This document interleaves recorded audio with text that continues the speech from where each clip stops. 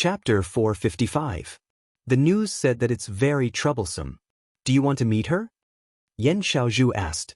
Gu Fei thought that Yan Xiaozhu seemed to know more about the situation, and he was about to ask if she had the time to meet up and talk about it, but since she took the initiative to bring it up, he was more than happy to oblige.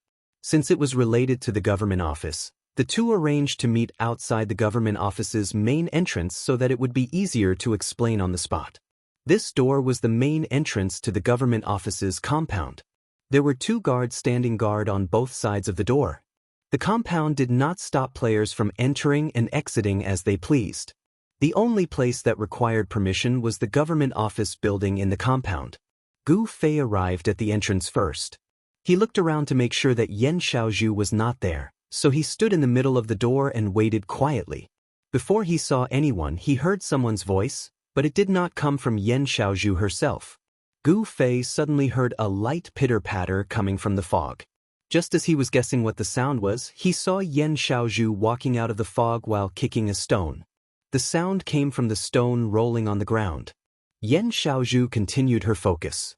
She had already arrived at the entrance of the compound, but she did not raise her head. She continued to roll her stone until the stone rolled to the feet of someone and was stepped on. Only then did Yan Xiaozhu raise her head to see Gu Fei. "Ah, you're here first?" Yan Xiaozhu said.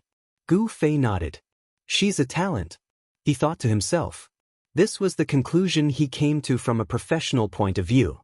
Just by watching Yan Xiaozhu roll the stone for 30 meters, he felt that the girl's lower body coordination was quite outstanding. She was a good seedling for martial arts. Of course, it was just a thought. Gu Fei looked at people with this kind of professional eye. He had seen countless good seedlings in his life. "Tell me what you know." Gu Fei went straight to the point. "Take a look." Yan Xiaozhu led Gu Fei into the compound and pointed at a group of players in the southeast corner of the compound. "Do you see those people?" "I see them." Gu Fei nodded. "They look like a bunch of bored people. It was such a good time in the game. Instead of leveling up, doing quests, running for money, or grinding for equipment, these people squatted in a corner, bored to death. The expressions on their faces told everyone, 'I'm bored.' They're from Flowers in the Fog," Yan Xiaozhu said. Gu Fei knew of this guild. Brother Yu had introduced it to him when he first came to Xiaowu City. It was the biggest guild in Xiaowu City. Gu Fei had forgotten the name of the guild leader, but he seemed to be a warrior. Gu Fei nodded as he read the information. "What do they have to do with Giordano?" Gu Fei asked. "It's like this." Yan Xiaozhu said, "This was originally a reward quest that Flowers in the Fog received after they became the champion of the last competition. The quest asked them to find an NPC called Giordano in the government office. Because the quest in the game could lead to a battle at any time, even though it wasn't explicitly stated in the quest prompt, they were still worried that Giordano would turn into a battle boss after a few words.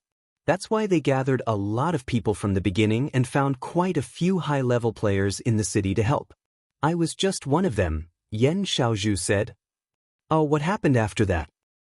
After that, we all met Giordano and heard about the quest he gave to Flowers in the Fog.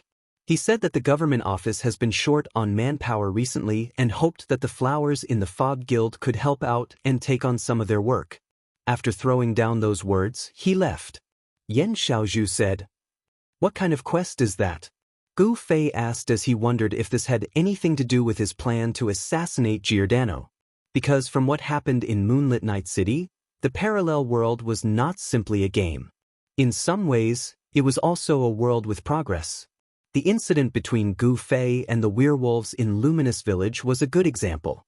Gu Fei's solo quest chain was actually linked to Reigning the Four Seas quest chain, which had nothing to do with him at all. This seemed to indicate that there was something amiss. I'm not too sure about the specifics, because the people we invited left. After that, it was Flowers in the Fog doing it on their own. I heard that the quest has some sort of progress, and every day they complete something, the progress will increase. In the beginning, even cleaning the courtyard and pulling out the weeds will increase. But after that, the number of tasks they can find will decrease. It's useless to do things like pulling weeds over and over again. They can't find anything to do, so it's not 100% yet. They're still wasting their time. Yan Xiaozhu said as she pointed at the group of people. There's something like that. Gu Fei wiped the sweat off his forehead. He thought the Reigning the Four Seas quest was troublesome enough, but now he realized there was something even more inhumane here. At least the Reigning the Four Seas quest had a clear goal to complete, but Xia Fog City's quest had a completion rate, and there was no hint of what was going on. Seeing the bored expressions on the group of people, Gu Fei said, "So they have something to do just by squatting there?" "That's not it. I heard that their quest was supposed to have a 100% completion rate, but one day, a newbie came out of nowhere and wandered around without knowing anything. He even tried to barge into the government office, and was punished by the guards on the spot." At the time, the players who were busy in the courtyard thought it was a good show, but when Giordano came out to announce the progress of the quest, he criticized them for not protecting it well enough, and the progress was deducted by 10%. They were furious, Yan Xiaozhu explained. "I see." Thinking of this, Gu Fei glanced at the group of people in the corner, and suddenly realized a huge problem. He asked in surprise, "Wait, why is there no fog in this government office building?" As he spoke, Gu Fei looked back. Outside the government office building, there was still a thick fog, but inside the building, everything was clear. It did not have the unique style of Xia Fog City at all. Yan Xiaozhu nodded. Normally, people would look down on people for taking so long to realize this problem, but Yan Xiaozhu did not. This was because she had made this mistake the first time she came here. For a native who did not train in this city, she was very used to such a clear world, so she often took a while to realize this problem. "There's a reason for this," Yan Xiaozhu said. "Didn't you notice that the fog in Xia Fog City is lighter than outside the city? It said that this city has a special fog thinner equipment, and this equipment is in this government office building, so the fog in this core area is almost completely gone." "What kind of equipment is it?" Gu Fei had never heard of fog dispersing equipment, so the question was purely out of curiosity. Who knows? Maybe it's 4 old wizards controlling a giant energy crystal? Yan Xiaozhu said. Gu Fei quickly dispelled his curiosity and continued to ask the important question. "You just said that Giordano will announce the progress of their mission to them every day. In other words, he will come out of the government office every day?" "Yes." Yan Xiaozhu nodded. "What mission do you have for him?" Gu Fei did not say anything. To be frank, he did not even know if this counted as a mission, because it was not shown in the mission list. Moreover, he was not very familiar with Yan Xiaozhu, so he did not plan to tell her. However, Yan Xiaozhu was obviously still young, and did not have the ability to observe people in society. Seeing that Gu Fei did not say anything, she pretended that he did not hear her and asked loudly again, "What mission do you have?" I'm looking for him." "I haven't decided what mission it is," Gu Fei said. "Oh, you're looking for him to issue a mission? Then let's greet the person who's looking at the flowers through the fog and talk to him when he comes out." Yan Xiaozhu said. "I have to greet them?" Gu Fei was surprised. He felt that NPCs were a kind of public property. Isn't it because of what I just said? After the news spread, some enemy guilds immediately started to cause trouble. When they had nothing to do, they would purposely find people to break into the government office. Even if they were in the dark, they didn't dare to be careless, so they kept a close eye on the players who entered the courtyard. "Didn't you notice that when we came in, the people in the corner were still the same, but their gazes were always on us?" Yan Xiaozhu said. "Yes, and there were bandits hiding outside the courtyard." Now, Gu Fei looked around. "It seems that there are archers aiming at us." This used to be the largest trading place for players in Dawn Fog City. But because of the flowers in the Fog Quest, there are no players here at all. Women loved shopping, and now that Xia Fog City no longer had a shopping street, Yan Xiaozhu's tone was full of complaints.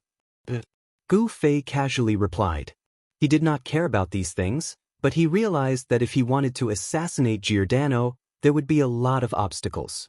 Not to mention the players in the fog guarding the courtyard. Even without their existence, the number of NPC guards in the courtyard was not small. If he wanted to kill Giordano here, he would have to use Brother Ma's dual pistols. It was definitely not an assassination.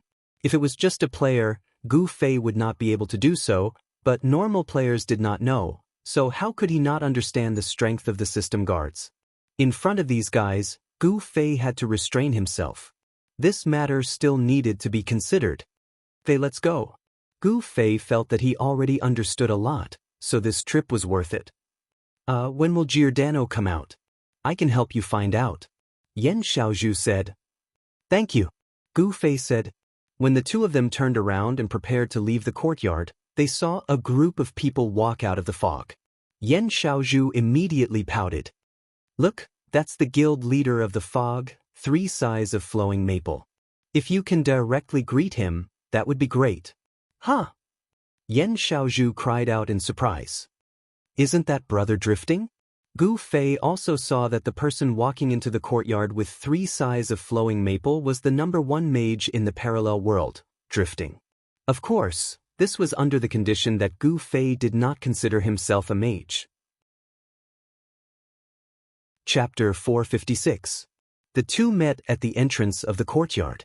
Flowing maple 3 size recognized Yan Xiaozhu, just like how Yan Xiaozhu recognized him.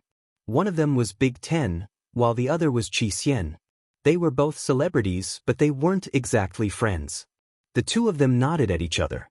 Yan Xiaozhu was very friendly to Drifting, calling him Brother Drifting in a crisp voice.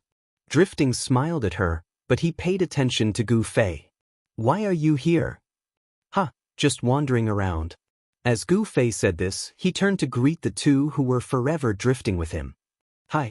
Left hand, right hand? Gu Fei called out.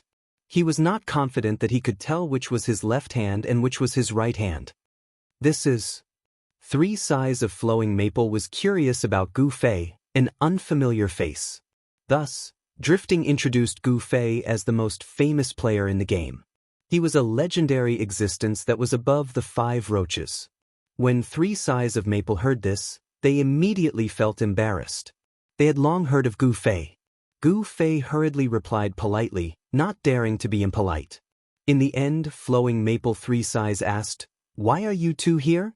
If there's anything you need help with, just let me know. Flowing Maple 3 size had good intentions. Of course, he knew what kind of treatment his guild would receive if a stranger entered this area. However, Gu Fei knew that what he was going to do was probably cause trouble for them. Their quests were all issued by Giordano. If he killed Giordano, wouldn't their quest completion rate be deducted by 1,000 points? Therefore, the more polite Flowing Maple 3 size was to him, the more embarrassed he felt. He decided that it was best not to get close to this person. Just as he was about to say a few words and leave, Yan Xiaozhu, who was beside him, was overly enthusiastic. She felt that it was a good opportunity to strike up a conversation with Flowing Maple's guild leader, so she said, That's great, guild leader Flowing Maple. Yan Xiaozhu suddenly screamed halfway through her sentence. Gu Fei, who was beside her, had suddenly pinched her. Gu Fei was afraid that he did not use enough strength to alert the girl, so he pinched her acupuncture points. He also remembered that he was a weak sorcerer, so he used all his strength. Yan Xiaozhu had been slashed by monsters countless times in this game, but she had never felt such intense pain. She screamed on the spot and turned her head to question Gu Fei. Gu Fei gave her a look and quickly sent a message, Don't speak. Yan Xiaozhu was not stupid. She guessed that Gu Fei had other plans after reading the message. Fortunately, Gu Fei's pinch did not deal continuous damage in-game. The pain came and went quickly, so Yan Xiaozhu did not think much of it and immediately shut her mouth. But everyone heard her halfway through her sentence. Flowing Maple 3 size was looking at her in surprise. What's wrong? At this time, Gu Fei also looked at her with great acting skills and acted surprised. Yan Xiaozhu laughed dryly and said, It's nothing. I just suddenly realized that President Flowing Maple is very handsome today. Let's go, let's go. Yan Xiaozhu grabbed Gu Fei and ran away. She was afraid that he would continue questioning her, so she did not know how to answer. Flowing Maple 3 size was confused. Drifting to the side, he laughed. Hee little girl, you're weird. Yes. Flowing Maple 3 size quickly returned to his normal state, looking like a mature adult. Gu Fei and Yan Xiaozhu hurriedly left. They only let out a sigh of relief when they disappeared into the fog and could no longer see the people behind them. Yan Xiaozhu immediately complained to Gu Fei, "I almost died because of you." "Hee, it's been hard on you," Gu Fei said. "Then tell me, why didn't you let me mention it to Flowing Maple 3 size? It was such a good opportunity, or do you have some secret?" Yan Xiaozhu emphasized the word secret. Clearly, she already knew this was the case. "Nothing, it's none of your business. Go play with your sister." Gu Fei said, Hey, you can't be like this. You kicked me aside after using me. Aren't you embarrassed?" Yan Xiaozhu said. Children's words were really messy. What did she mean by used me up? It was really awkward. Gu Fei said, "I mainly wanted to ask you about some things. Now that I'm done, I want to express my gratitude. As for the rest, I'll do it myself." Yan Xiaozhu saw that Gu Fei was clearly not willing to say it. She guessed that he was not willing to reveal it, but her curiosity was not quenched. She could only say, "Then tell me when you're done." "That's fine." Gu Fei nodded. The two said their goodbyes. Gu Fei got his bearings and returned to the tavern. The Han family young master was indeed still there. Gu Fei went up and said, "The binoculars are still with you, right? Let me use them." "Do you have any progress on your mission?" The Han family young master emphasized the word mission. Obviously, Gu Fei didn't think much of this kind of mission that didn't even appear in the mission list. "I'll observe first," Gu Fei said as he took the binoculars from the Han family young master. After leaving the tavern, Gu Fei walked back to the government office compound. After looking around the walls, he found an empty spot and said, "Come out. I know you're there." No response. Gu Fei grabbed a flesh-cutting flying knife and threw it in a certain direction. "Stop hiding." After dodging the flying knife, the figure of a bandit was revealed. Yan Xiaozhu said in surprise, "You really know?" Gu Fei did not say anything. Actually, from the beginning, Gu Fei knew that Yan Xiaozhu had pretended to leave and would soon return to follow him. However, he thought that since the girl was so curious, he did not know what kind of trouble she would cause if he let her do things on her own. It was better to keep her by his side and look after her, so he did not pay much attention and allowed her to follow him. "What are you planning to do?" Yan Xiaozhu had been following Gu Fei all the way and was puzzled by his actions. She did not see anything special about the spot Gu Fei had chosen to stop at. She walked closer and saw that Gu Fei had just taken out a large coil of rope from his pocket and was carefully straightening it. There was a cross hook tied to one end of the rope, and as Gu Fei straightened the rope, he looked up at the tall wall beside him. "You're not thinking of climbing up from here, are you?" Yan Xiaozhu was surprised. "That's exactly what I was thinking," Gu Fei said. "It's so tall." Yan Xiaozhu looked up. The wall was more than 10 meters tall. "I was just wondering if the rope was long enough," Gu Fei said. "Then why aren't you pulling it open?" Yan Xiaozhu saw that Gu Fei was still rolling the rope. "Don't you know how to multiply?" Gu Fei looked down on her. Kids these days were really stubborn. Their education was such a failure. Only then did Yan Xiaozhu realize that Gu Fei had rolled the rope neatly into loops. Just by multiplying it, she would know how long it was. "Almost, it's enough," Gu Fei finally announced. Following that, Yan Xiaozhu saw Gu Fei stretch out his hand and throw the hook up the top of the wall. Gu Fei turned around and pulled with all his might. It was very stable, a success on the first try. "What do you do?" Yan Xiaozhu was shocked by Gu Fei's professional skills. "Do you want to do it?" Gu Fei asked her. "Is it sturdy enough?" Yan Xiaozhu was a little worried. "It's enough," Gu Fei answered confidently. As a professional martial artist, he naturally had a professional understanding of the equipment in his hands. He was very clear on how strong the rope was. It was not a problem for him to hang a person. "Then you go first," Yan Xiaozhu said. She actually wanted to find someone to demonstrate. "No need. Together." As Gu Fei said that, he pulled out another loop from his pocket as if he was performing a magic trick. Once again, he threw it onto the top of the wall. "Is there more?" Yan Xiaozhu asked blankly. "It's enough," Gu Fei said. As he said that, Gu Fei had already grabbed the rope on the left. Yan Xiaozhu followed suit. Gu Fei briefly explained to her, lower your center of gravity. Mainly rely on the strength of your arms. Don't use too much force with your feet, or else the rope will sway. That's right, just like you. Before Gu Fei could finish explaining, Yan Xiaozhu had already fallen. There were many things that seemed easy, but when it was actually done, one would realize that there were actually many intricate techniques involved. Are you sure you still want to do it? Gu Fei asked. Definitely, and definitely, Yan Xiaozhu said. The basic points are what I've said. Let me demonstrate for you. As Gu Fei finished speaking, he grabbed the rope. His movements were nimble, and his rhythm was appropriate. Climbing a wall was a despicable act, but Gu Fei made it seem like an art. In the blink of an eye, he had climbed 3 meters. Gu Fei looked down at Yan Xiaozhu. How is it? Let me try. Yan Xiaozhu tried again. This time, it verified Gu Fei's previous judgment of her. She was a talented girl who was born with excellent coordination.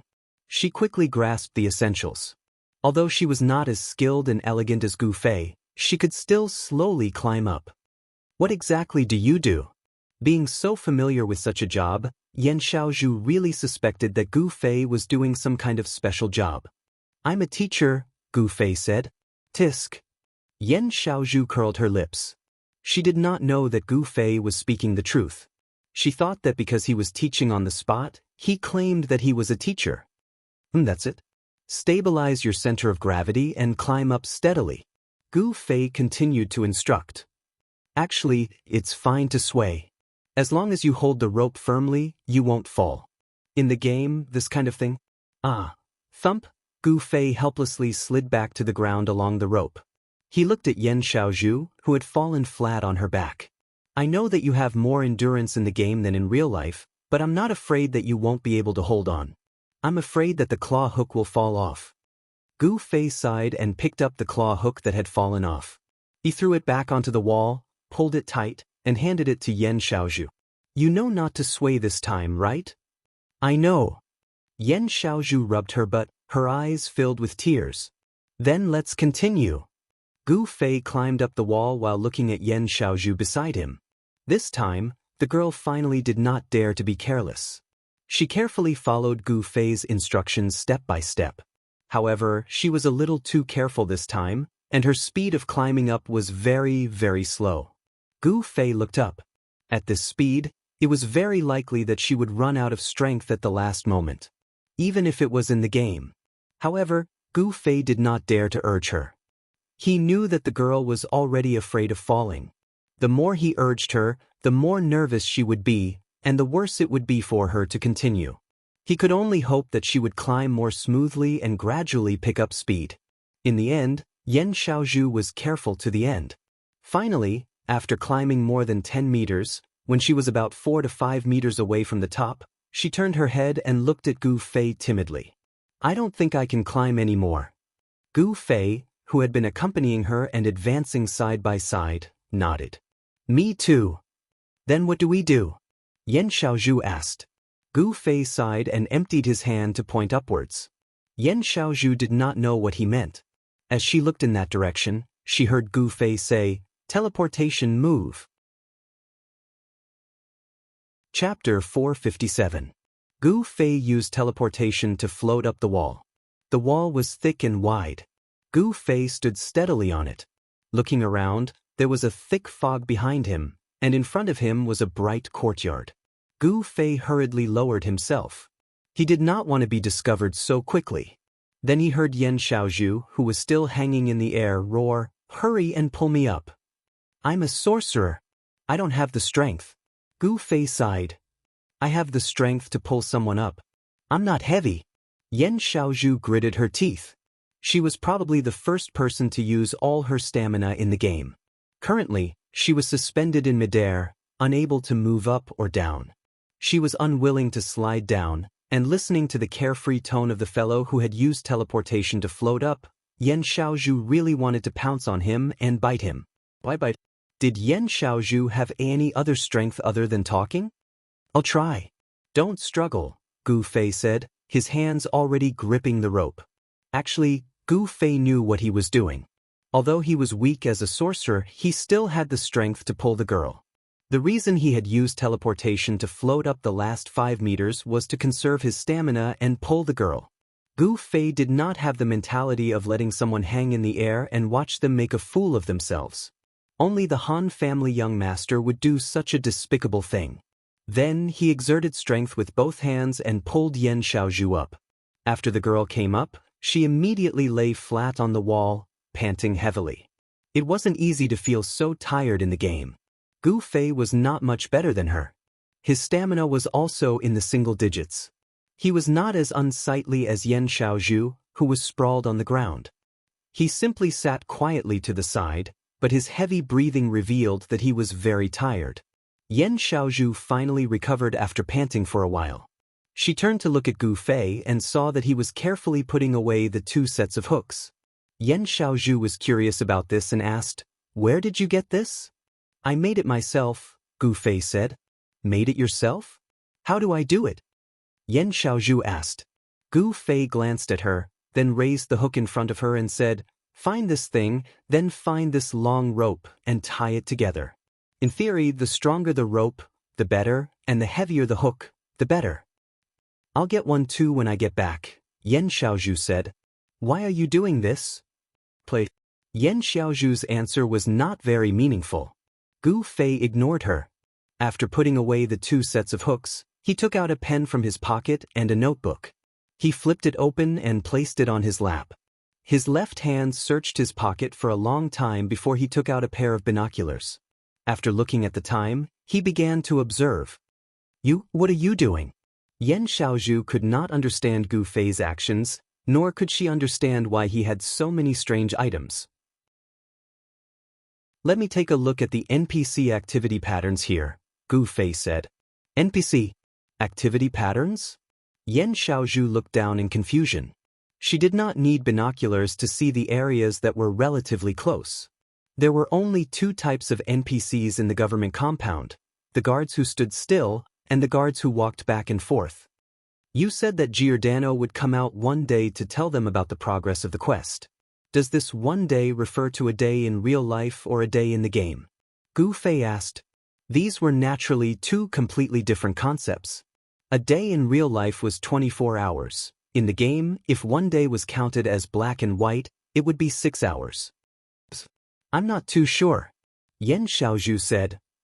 "Don't worry, you'll find out soon enough," Gu Fei said. "What quest are you looking for Giordano for?"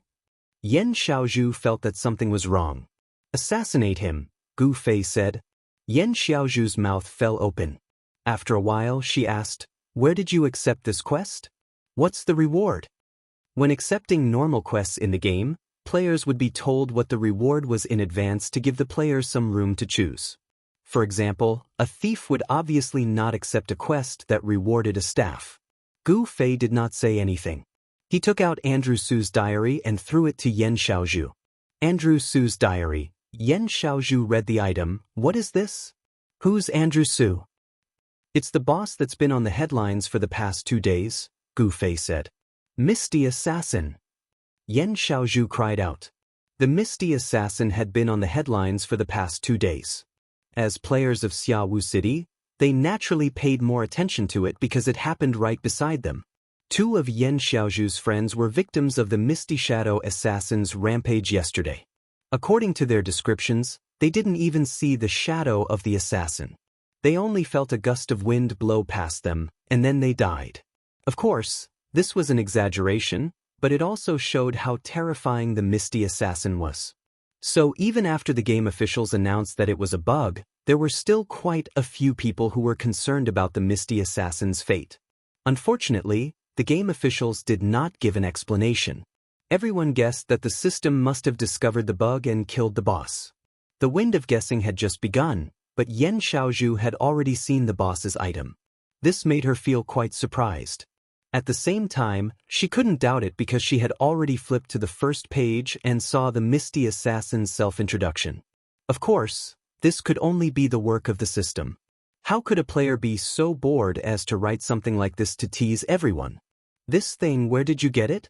This was something that Yan Xiaozhu would definitely be suspicious of. The misty assassin dropped it when it died, Gu Fei said. How did it die? Yan Xiaozhu asked. I killed it, Gu Fei said. I don't believe it. The misty assassin's level is so high, yet you killed it? Yan Xiaozhu continued to be suspicious. Of course it wasn't just me. There was another friend who teamed up with me to finally kill it, Gu Fei said. Friend? Who is it? Yan Xiaozhu thought of the two people who were together with Gu Fei, one big and one small. Even though they were famous experts, the real person was quite disappointing. This was Yan Xiaozhu's impression of Yutian Shenming and Unscathed in Battle. 100 Lives Classic. Gu Fei only said the name and did not introduce it too much because there was no need to. Only a newbie would not know the name of one of the top 5 like the 100-era statecraft. As expected, Yan Xiaozhu knew the background of this character. She looked at Gu Fei and inexplicably thought of a poem. There are great scholars who talk and laugh, there are no commoners. When it came to Gu Fei, it naturally meant that the characters around him were always top experts.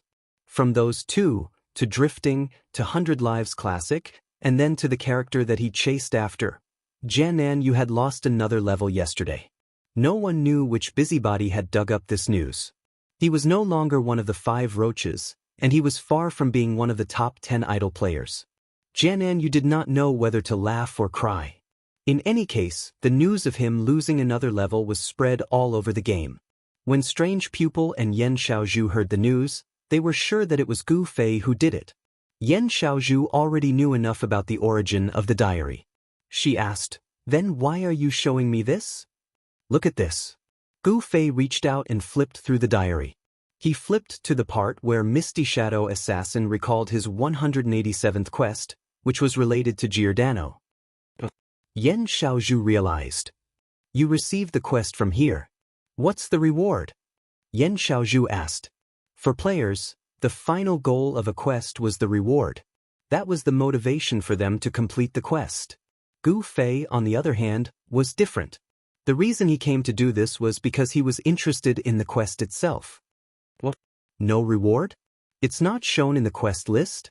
Yan Xiaozhu was surprised when she heard the truth. Then why are you doing it? Gu Fei thought about it and answered, to play. Yan Xiaozhu was defeated. It was a helpless answer.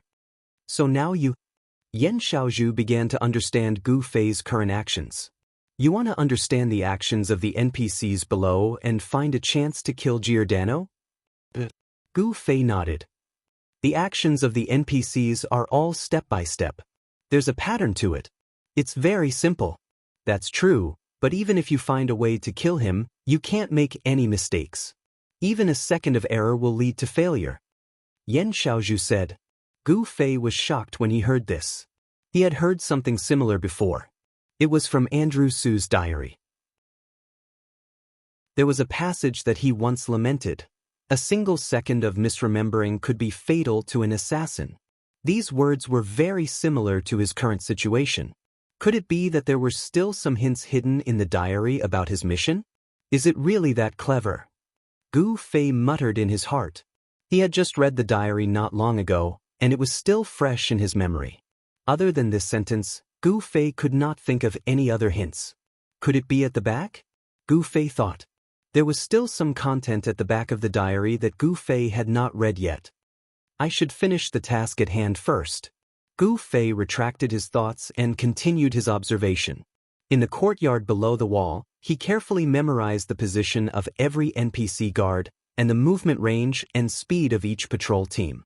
He also carefully recorded them in his notebook. These were all preparatory work. Other than recording, Gu Fei could not analyze anything else. He had to know when Giordano would appear, so that he could find an opportunity to attack based on the situation of the guards at the time. That was why he had been paying close attention to the City Hall gate. Giordano was bound to appear from there. The time he appeared, the route he took, and the pattern of the positions of the other NPCs when he walked were the information that Gu Fei really wanted to grasp. What he had collected now was only the basics. Yan Xiaozhu sensed some signs. We're not going to stay here for 6 hours, are we? It depends. 6 hours might not be enough. Gu Fei was also very troubled about this. It was a holiday today, but the mission could not be completed so quickly. Did he have that much time to play the game?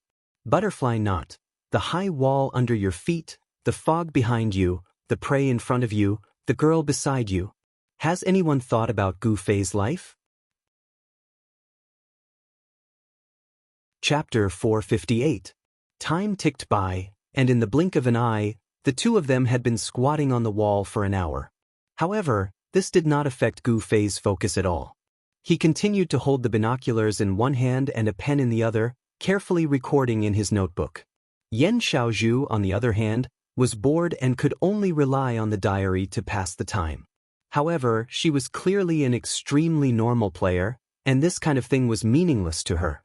If she wanted to read a novel, lying on her bed at home was definitely more comfortable than this wall. Hey, are we really going to stay here for 6 hours? The way Yan Xiaozhu looked at Gu Fei was gradually filled with fear. This person was too terrifying, be it in terms of his skills or his spirit. Staying in the same place with someone for an hour without saying a word was something that Yan Xiaozhu did not even dare to imagine. But today it had happened just like that. Yan Xiaozhu wanted to talk to Gu Fei several times, but she held back in the end. Gu Fei's focus made her feel like she was ruining the atmosphere by talking to him.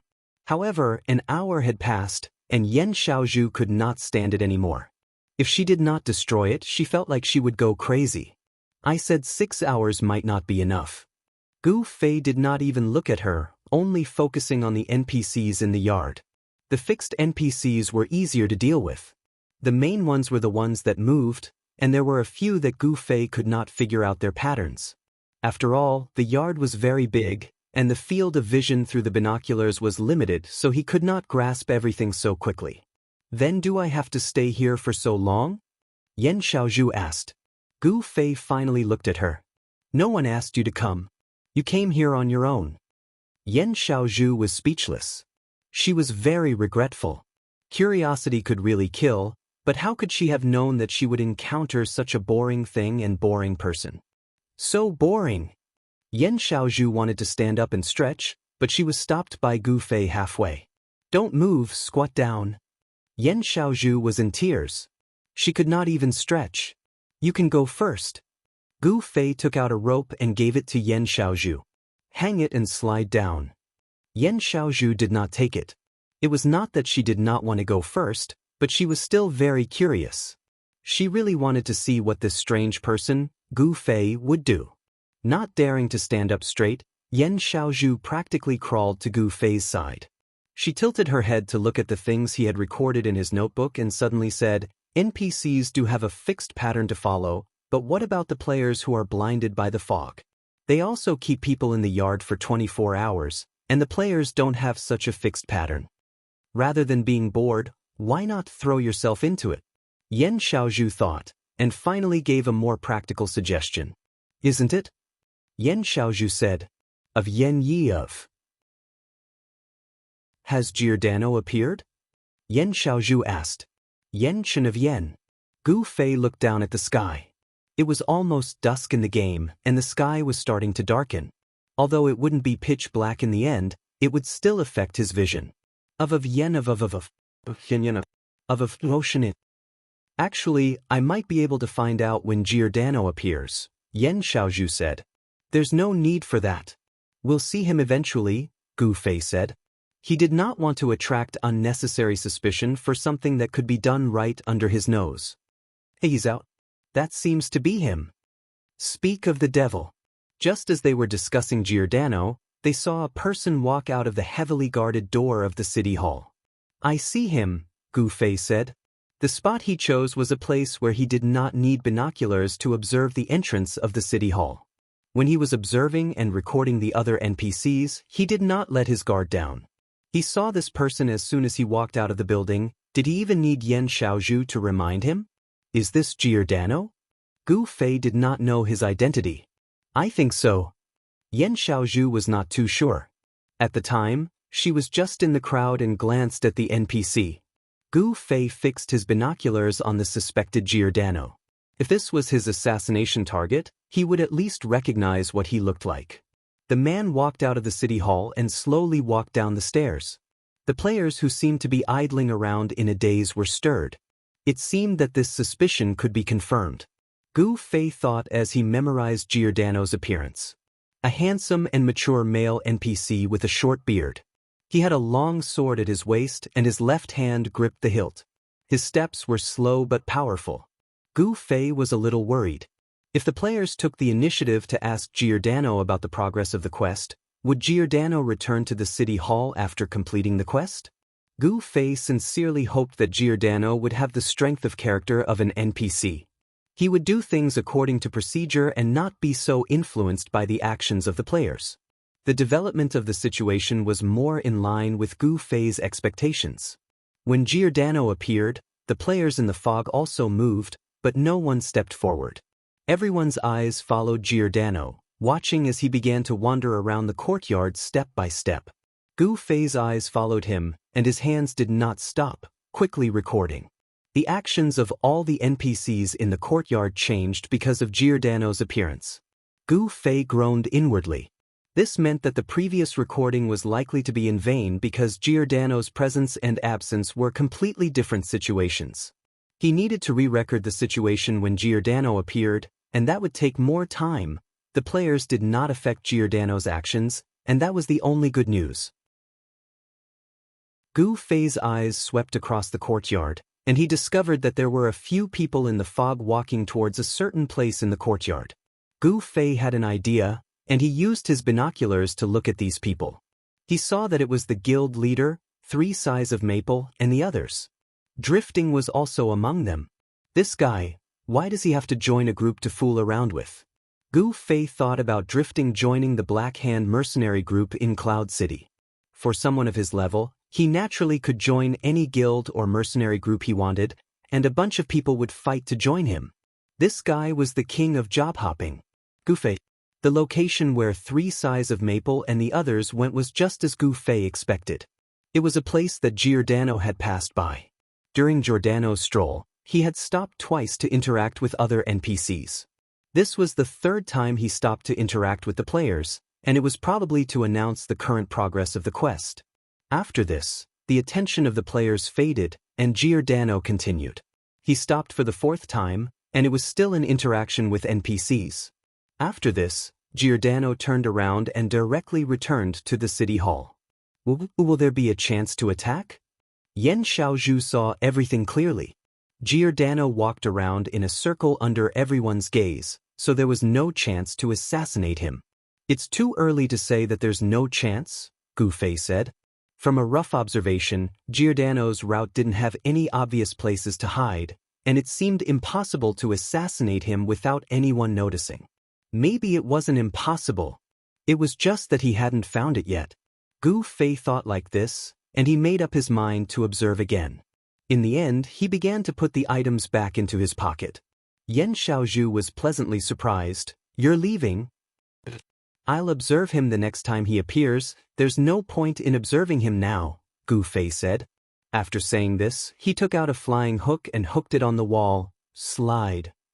You go first. Yan Xiaozhu still wanted to see a demonstration. So she saw Gu Fei jump down. Yan Xiaozhu exclaimed. In the game, there was such a thing as falling to death, and the resistance to falls varied depending on the class. In short, a mage was definitely not a character that could resist falling, and a height of 12 meters was enough to kill them. Yan Xiaozhu stuck her head out to see the tragedy, but she saw Gu Fei point with a finger right before he landed. His body flashed, and he disappeared from midair, landing firmly on the ground. He turned around and looked at Yan Xiaozhu. What about me? Yan Xiaozhu was speechless. There were rumors that mages' resistance to falls depended on spells, such as casting a spell that would make their body fall to the ground like a feather. Using teleportation in midair could be considered a heroic method. Yan Xiaozhu didn't dare to jump more than 10 meters, so she grabbed the rope and slid down bit by bit. Thankfully, nothing bad happened. Gu Fei put away the flying hook, and Yan Xiaozhu asked, "What do we do next?" "We'll observe again next time," Gu Fei said.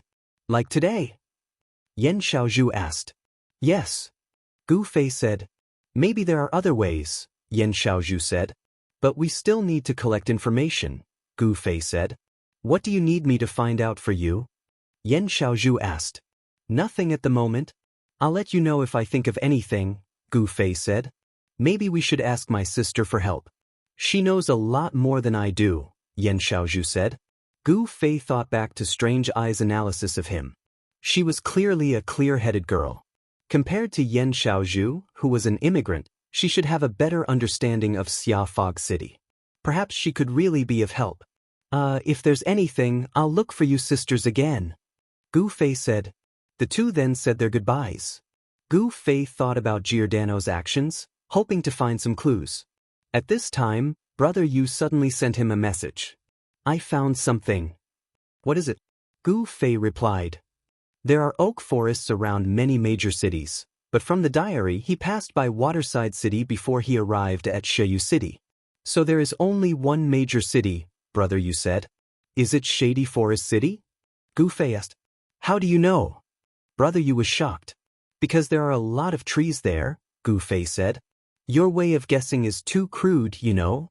Gu Fei directly closed the message from Brother Yu and sent another message. I also have some clues. Why? As soon as Gu Fei said that, Brother Yu immediately asked, Not in the mission list? Pfft. Brother Yu also thought like a player. Chapter 459. The 6 members of the child elite group once again met up in the tavern. The quest list didn't show up, and Gu Fei made it up himself. This group of online gaming veterans didn't think much of it. Unscathed in battle and Yutian Shenming went out for a stroll. Because the fog was too thick, they couldn't see any beauties, and they couldn't find quest NPCs. They weren't used to farming monsters, so they didn't like this place from the bottom of their hearts. They already had the intention to leave. Brother Yu was even more eager to set off to Forest Shade City to find the log cabin in the oak forest. Unscathed in battle and Yutian Shenming both felt that Brother Yu's analysis was more reliable. They all tried to persuade Gu Fei to be more sensible and not always do things that were illusory. Gu Fei showed the same disapproving expression as the others when they tried to persuade him. For me, Gu Fei said, level, experience, and equipment aren't the most important. I just feel that this game is like another kind of life, and the things that I've learned can be put to good use here. So, it doesn't matter where I can receive the quest, because the result that I'm after isn't the quest reward that you're longing for. As he spoke, Gu Fei looked at them and said, This game is obviously different from the previous MMOs. The new technology can create many environments that weren't there in the past. If you continue to stick to the original way of thinking, there will be a limit to the amount of fun you can have. Fuck. All the experts gave Gu Fei the middle finger. Since when was it a layman's turn to lecture about games? The name of this game is called Parallel World, and there's a certain logic to it. But this world is ultimately in the hands of all the players. If we continue to use the concept of a normal kimchi MRPG, it can only be a game. If we change our mindset, this will be a real parallel world, Gu Fei said. He's really grown up. He can even say such a professional name like Kimchi MRPG. Yutian Shenming looked at the others. Then, Sword Demon looked at Gu Fei thoughtfully. From his eyes, everyone clearly saw something. Sure enough, Sword Demon suddenly nodded. You're right. I want to try your mission to assassinate Giordano with you. Of course. Gu Fei smiled. Tell me about the current situation, Sword Demon said. Look. Gu Fei took out his notebook and began to describe to the sword ghost what he had observed from the observation post on the wall. The two of them had already begun their discussion. It's over. Sword Demon has learned bad things from Qianli. Unscathed in battle looked at the other 3 and muttered. Yutian Shenming looked at Gu Fei holding a small notebook and said, Qianli has learned bad things from Brother Yu. Get lost. Brother Yu scolded, but at this time, Gu Fei holding a notebook and explaining was indeed a bit similar to him. What about us? Should we go to Forest Shade City to take a look? Unscathed in battle said. This. Brother Yu suddenly lowered his voice and pouted in Gu Fei's direction. Without Andrew Su's diary in Qianli's hands, I'm afraid we won't be able to get the mission, right? Oh yeah. These people were obviously still sticking to the conventional game thinking. I can't lend this diary to you, Gu Fei said. Damn, how can this guy's ears be so sharp? The three jumped up. Gu Fei shook his head with a bitter smile and continued, there may be some clues in the contents of this diary. I still want to study it. Why don't we go to Forest Shade City first? If we confirm that there are items needed for the mission there, we can ask Qianli to send them over. By then, Qianli will probably be almost done with his research, Unscathed in Battle said. You don't have confidence in the information I gathered? Brother Yu was dissatisfied. He firmly believed that the mission was in Forest Shade City. No, Unscathed in Battle said quickly, we go there first, and the diary will arrive later. That's it. Brother Yu nodded. What about you? At this time, the 5 people at the table looked at the 6th person, Han family young master. The people here had already confirmed what they were going to do. Only he hadn't said anything yet. A bunch of idiots, Han family young master said. Damn it, don't care about him. This guy is so annoying. Everyone said one after another. Isn't it? Han family young master asked. Brother, you followed the guidance of the diary to receive the unfinished mission of Misty Assassin. What is this unfinished mission? It seems to be what Qianli is doing now, right? Everyone was stunned. So, even if you go to Forest Shade City and receive the mission, you still have to come back here to do the same thing as Qianli. What's the difference? You guys seem to have different opinions. If you're not idiots, then what are you? Han family young master said. Maybe after receiving the mission, the situation will change. Brother, you said. This was also a reasonable speculation in online games. Events that couldn't be carried out could be carried out after completing the prequel. No way? There will be changes? Gu Fei was afraid of this. He worked hard to record the situation in the diary. Once the mission was received, the situation would change, and all his efforts would be in vain. Inference, Brother Yu said quickly. Let's do as we said just now. Brother Yu, you go to Forest Shade City to see if there really is a mission. Qianli and I will first pay attention to the situation here. If there really is a mission, Qianli will wait for them to come back after receiving the mission, and then we'll all complete it together. Sword Demon said. Oh, that's fine. Gu Fei nodded in agreement. In this way, everyone took what they needed. Brother Yu and the other 2 immediately got up and went to Forest Shade City. I'll take you to see the situation there, Gu Fei said to Sword Demon. The 2 got up and prepared to leave. Before leaving, Gu Fei threw the diary to Han family young master. Take a look too. It was undeniable that this guy's brain was very useful. It was a pity that he didn't use it at this time to be a wine vase here. Han family young master wiped the diary in front of him and used it as a wine coaster. If it's boring. Gu Fei and Sword Demon left the tavern and came to the city hall courtyard, but this time he chose another position to climb the wall. Previously, Gu Fei's observation position was at the front of the city hall. Although he had a good observation of the situation at the entrance of the city hall, the back of the city hall was blocked by the building, so Gu Fei didn't know anything about the situation at the back. Giordano's movement range didn't include the back of the building, but Gu Fei also wanted to see if there were any opportunities at the back of the building.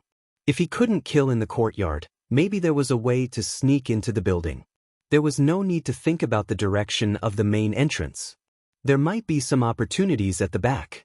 This was the result of discussion between Gu Fei and Sword Demon. After choosing the position, Gu Fei threw a flying hook, which opened the Sword Demon's eyes again. Men seem to be naturally more talented than women in this kind of work. Sword Demon was a novice like Yan Xiaozhu, but he completed it much more quickly and didn't give Gu Fei much of a headache. Look, there's no fog in the courtyard. Gu Fei had already told Sword Demon about this situation, so it was time for him to see it for himself. Yes. Sword Demon nodded. The building of the city hall was, of course, not like the shape of a modern skyscraper, but like a castle in an ancient villa. It was taller than the walls of the courtyard, and the walls looked very old and heavy. The courtyard at the back of the city hall was far less spacious than the main entrance, but it was more exquisitely repaired. The green lawn was paved with cobblestones, and there were flower beds and small trees in the lawn. There was even a small stream running through it. The sound of the trickling water could be heard clearly by Gu Fei and Sword Demon on top of the wall. Obviously, the back of the city hall was a quiet and serene leisure area, equivalent to a family's back garden. Placing guards with bright helmets and angry swords in this kind of place was obviously something that would spoil the mood. Therefore, the looseness of the security in the backyard made Gu Fei exceptionally happy. He did not expect to get it so easily. He was already looking for a back door at the back of the town hall. There it is. The sword ghost had already seen it and pointed. The door was not as wide and magnificent as the front door, but there were still 2 guards on the left and right. Gu Fei took out his binoculars and looked at them. They were no different from ordinary guards. Places with guards were naturally more or less troublesome, so Gu Fei continued to observe with the binoculars and suddenly asked Sword Demon a question. What era is this game set in? What? Sword Demon was stunned by the question. Nothing, I'm just curious about this world and want to know more, Gu Fei said. I'm not too sure, Sword Demon said. Looking at these buildings, I don't know what style they are. Gu Fei sighed. I don't know either. Sword Demon suddenly felt a little ashamed. He found that as a top expert in the online gaming world, his understanding of the game was actually quite one-sided. He didn't know many of the very superficial things in the game. Equipment, skills, PK skills. Was the meaning of a game really just these? This city hall is built in the Baroque style, someone suddenly said. Gu Fei and Sword Demon were shocked. They quickly turned their heads and Gu Fei saw Yen Xiaozhu making a face at him. Beside her, Strange Pupil was looking at the city hall and continuing, this kind of interspersed curved and elliptical space is a common technique used in Baroque architecture. It should be correct. Strange Pupil then turned to look at the two and continued, in terms of architectural style, this game can't be found in a specific era. But from the items that have appeared, optical glass is probably a product of the 18th century. Optical glass? The two did not know why Strange Pupil suddenly mentioned this. Binoculars. Strange Pupil pointed at Gu Fei's hand. You're a scientist, right? Gu Fei and Sword Demon did not want to admit their lack of knowledge. Hee, I said my sister knows a lot. Yen Xiaozhu said. This isn't the time to talk about this, is it? Gu Fei came back to his senses. Why are you guys here? When Gu Fei and Sword Demon first came up, there was no one on top of the wall. These two must have come later and were now walking towards them. After I told my sister about you, I came over to take a look. Yen Xiaozhu said. Butterfly knot, brewing. I feel like I'm about to explode. Does everyone feel like a storm is coming? Chapter 460. Have you found a way? Strange Eye asked Gu Fei and Yen Xiaozhu. We can avoid the guards, Gu Fei said. I think we should climb through the window and see if we can sneak in. Speaking of which, how did you get up here? Yen Xiaozhu looked mysterious and did not say anything. The sword ghoul, however, had already noticed the misty, cloud-like light circling Strange Pupil's feet. Is that the sorcerer's flight? Yes. Strange Eye nodded. What is it? Gu Fei asked Sword Demon. A sorcerer's spell. It allows you to fly for a short period of time, Sword Demon said. That's amazing. Gu Fei was surprised. But it has a short duration and a long cooldown. It might be useful for escaping, but its practical value is limited. Sword Demon was honest. Yes. Strange Eye nodded in agreement. But it shouldn't be possible to fly someone with this spell, right? Sword Ghost glanced at Yen Xiaozhu. Ha! Yen Xiaozhu laughed. She had been hiding her hands behind her. Now she revealed them. It was a circle of hooks identical to Gu Fei's. Yen Xiaozhu said proudly, I have one too. You're a fast learner. Gu Fei praised. Teacher taught me well. Yen Xiaozhu did not forget to be humble. After the small talk, they got down to business. What are your plans? Strange Eye asked. There's no need for the guards to disturb us. I think it's better to sneak in through the window, Gu Fei said. You know the layout inside, which room the target is in, and if there are guards inside? Strange Eye asked. I don't know. Do you? Gu Fei asked. As far as I know, there's only one player who has entered the city hall. He should know something about the situation inside, Strange Eye said. Who? Gu Fei and Sword Demon asked in unison. Apple cider vinegar, Strange Eye said. I think brother you mentioned it before. What rank is he on the thief ranking? Gu Fei said to Sword Demon. 4th. Sword Demon confirmed. He knew most of the names on the rogue leaderboard. Even if brother you did not mention apple vinegar, he would have known about the existence of this rogue. That's him. Strange Eye nodded. This man is a PK maniac. He's always looking for people to kill when he has nothing better to do. I heard that he's accumulated a lot of PK points because of this. That's why he's done a lot of wanted missions. That's how he got a wanted license. With that, he's allowed to enter and leave the city hall. Gu Fei was pleasantly surprised when he heard that. A wanted license? I have that too. At the same time, he felt that the world was indeed big. What he had done, there were others who could do it. Although Gu Fei was nimble and focused on his bounty quest, his daily gaming time was still very limited. Others could spend more time than him, but they could still achieve the same results as him. Sword Demon had also gotten the Windchaser boots on his own. Gu Fei took out the wanted license and asked curiously, my license is already number 1. What's his license number? Of course, no one could answer that question. Gu Fei did not have time to think about that. He continued to ask Strange Eye, how do I use it? Do I have to show it to the guards when we enter? I don't know. I'll try. Gu Fei said. But it might be a little troublesome now. Because of the mystifying quest, I'm afraid their guild won't let players enter the city hall easily, Strange Eye said. I said I have a quest. Gu Fei said. Many troublemakers have used that excuse. Mystifying quest will definitely think that you're the same as them, Strange Eye said. To be honest, I'm the same. I don't know what kind of punishment they'll receive for killing the guy who gave them the quest. Gu Fei looked into the distance sadly. I wonder if the license will work if we go through the back door? Gu Fei said. Naturally, it was another question that no one could answer. I'll give it a try. Gu Fei said as he jumped down. He teleported in mid-air and landed steadily on the ground. There were no players in the backyard because they did not think that anyone could climb over the 10-meter-tall wall. Therefore, they focused all their attention on the front door of the courtyard and were highly alert of players coming in and out. Sword Demon and the other 2 stood on top of the wall. When they saw Gu Fei land, they went straight for the back door. Yen Xiaozhu suddenly hung the flying hook on the wall and muttered, "Get ready, what if he runs for his life later?" In the end, Gu Fei stopped in front of the 2 guards for a moment, then turned around and waved his hand in the direction of the 3 people. Then he entered the government hall. We did it. It was such a simple thing, but the 3 of them could not help but feel excited. It was the first time Gu Fei had entered such a tall building in the game. The hallway in the room was spacious. There were wall lamps on both sides of the wall. The number of guards was similar to the number of wall lamps. There was a guard every few meters on both sides of the road.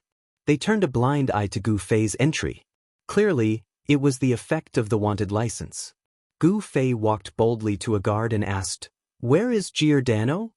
"The guard room on the 3rd floor," the guard replied. "Can you take me there?" Gu Fei asked for a foot after being given an inch. He was an NPC, so he should use him as much as he could. "No." The guard actually replied. Gu Fei had to find his own way. A few minutes later, he received a message from Sword Demon. "What's the situation?" "The terrain is very complicated," Gu Fei replied. He actually could not find the stairs. He felt that he had been infected by Yutian Shenming. In the end, he asked the guard again, but he still found nothing in the direction that the guard pointed out. There were only walls and doors on this side. Later, when Gu Fei pushed open a door, he didn't know whether to laugh or cry. It turned out that all the doors on this wall led to an extremely spacious hall. This hall was also a hallway, with escalators spiraling upward on the left and right sides. Gu Fei went up the stairs to the 3rd floor and found a guard to ask where Giordano was. Finally, he arrived outside the guard room. Gu Fei took a deep breath. Was it that easy? He just had to go in and kill Giordano and it would be over? After all, this was a game. Even if Gu Fei died here, the mission should be considered completed. Gu Fei thought as he pushed open the door. He was wrong. This was a very large room, and there were many people in the room.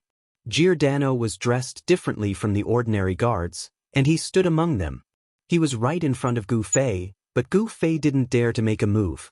It was difficult to fight one guard alone, let alone a group here. He had no chance of getting close to Giordano. As such, Gu Fei decided to observe from the side for a while to see if these NPCs would just stand there rigidly, or if they would move. Gu Fei was very patient. He saw that there was a sofa and a chair in the room, so he simply went over and sat down. A game is a game after all. Gu Fei leaned on the sofa and thought contentedly, is there such an arrogant assassin? Unscrupulously sitting in front of the target like this? It's too funny. Gu Fei was patient, but the three on top of the wall couldn't hold back any longer after being exposed to the wind for a long time. How is it? Did you find the stairs? Sword Demon asked again. I found it and saw the target, but there's no chance to make a move. He's with a lot of guards, Gu Fei said. He didn't move? He wasn't alone? Sword Demon asked. I'm waiting, Gu Fei said. Where? Sword Demon asked. Next to him. Gu Fei said. The sword ghost also had his own considerations in mind. Gu Fei's previous argument of playing a role in the game and living a new life was very touching, but looking at the current situation, it wasn't easy to be such a game character. The assassin and the target were face to face, and there was no reaction. This was too unreal, too unnatural.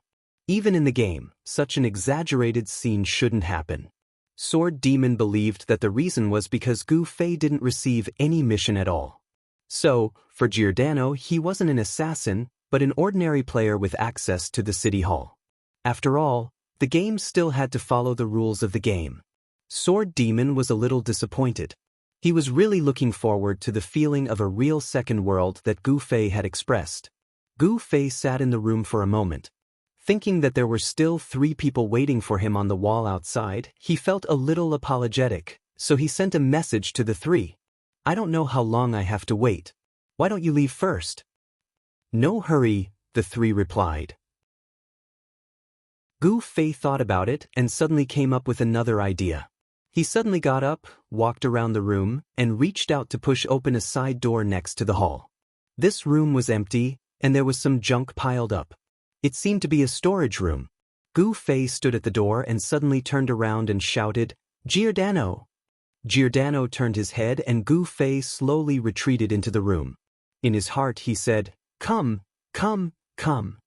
Gu Fei boldly used the rules of the game to trick the NPC into this empty room and then closed the door to deal with him.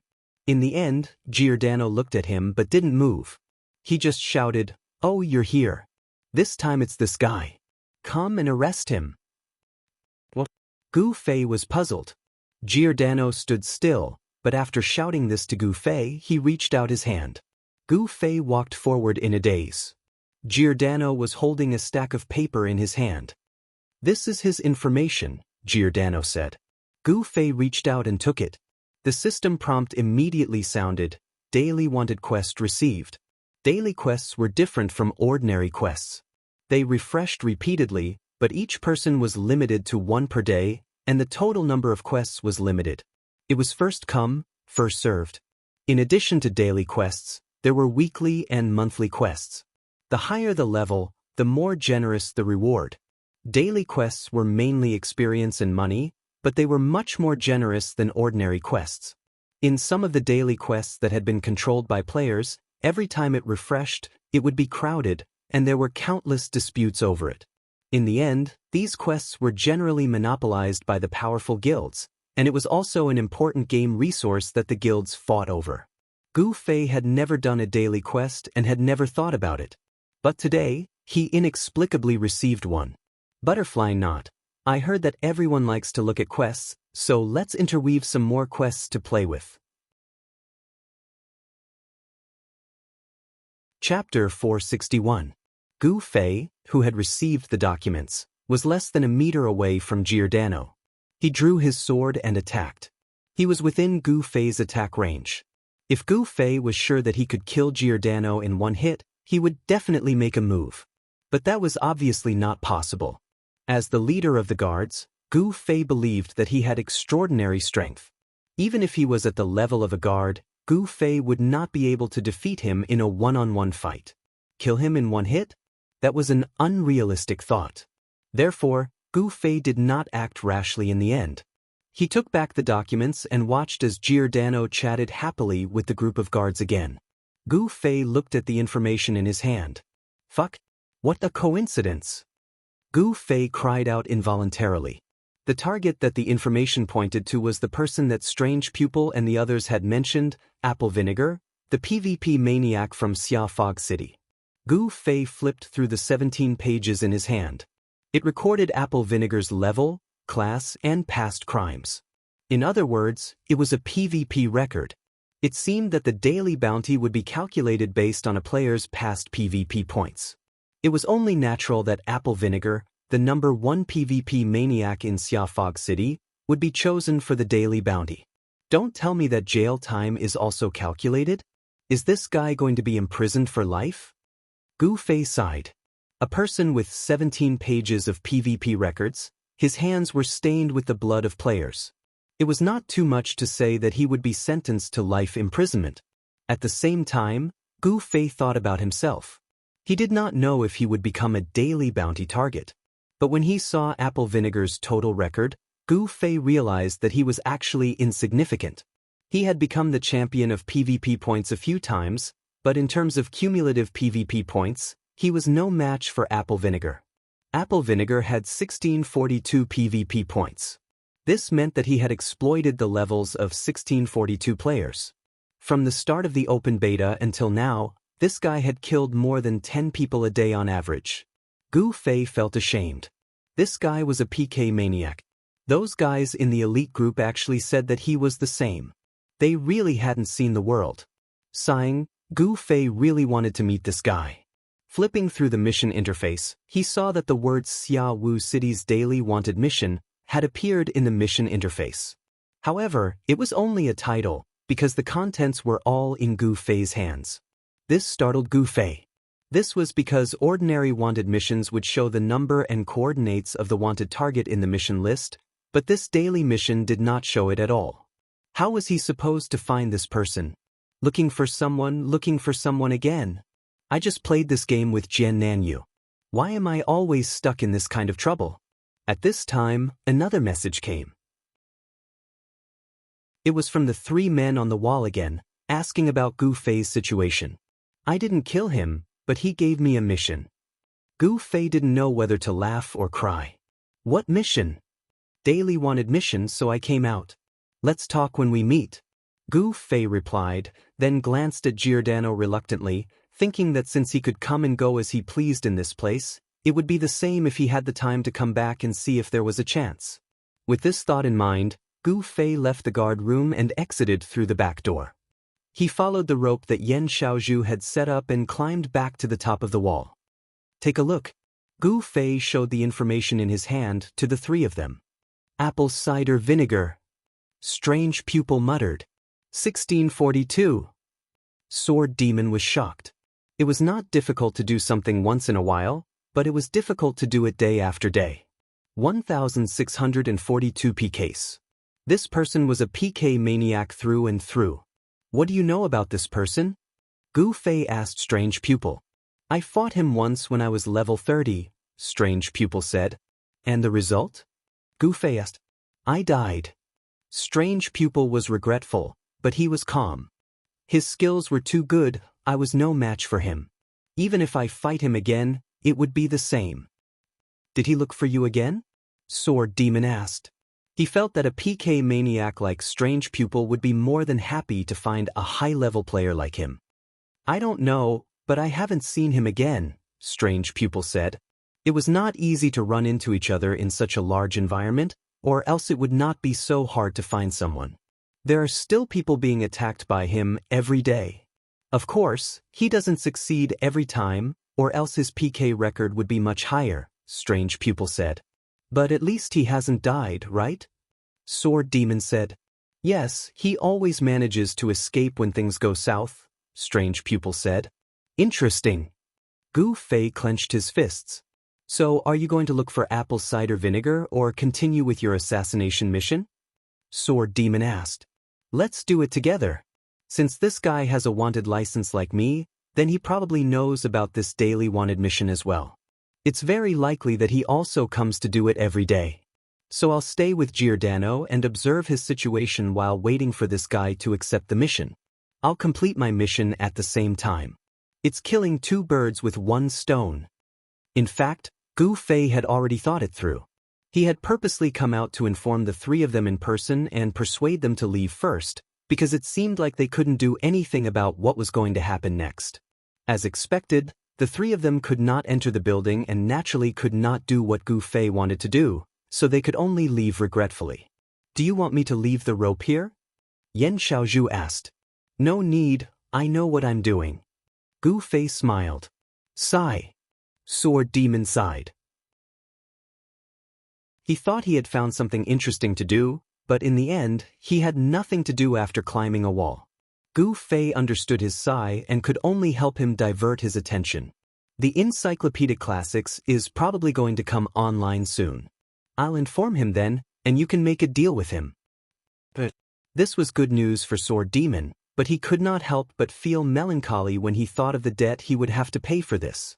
Sadness and happiness, disaster and blessing always coexisted. Gu Fei returned to the ground and entered the City Hall building. This time, he went to the guard room with familiarity.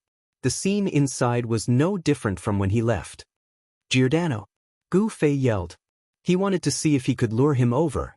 Giordano raised his eyelids. Is the mission completed? No, Gu Fei answered. Giordano immediately turned his head and ignored him. Gu Fei sat back on the sofa helplessly and waited. It was boring to wait. The sky outside the window was getting darker and darker, and the game was about to officially enter its night. When Gu Fei was thinking about what these NPCs would do in the dark, the NPCs suddenly gave him an answer. Several guards quickly came to Gu Fei and motioned for him to leave. Gu Fei had always treated NPCs like air. Now that the NPCs suddenly took the initiative to make a request, he was really not used to it. Can I not leave? Gu Fei found that these guards, Giordano, and the other NPCs seemed to be dispersing. This was an opportunity. Perhaps there would be a chance to be alone with Giordano. But the guard coldly refused Gu Fei's request. How can I do that?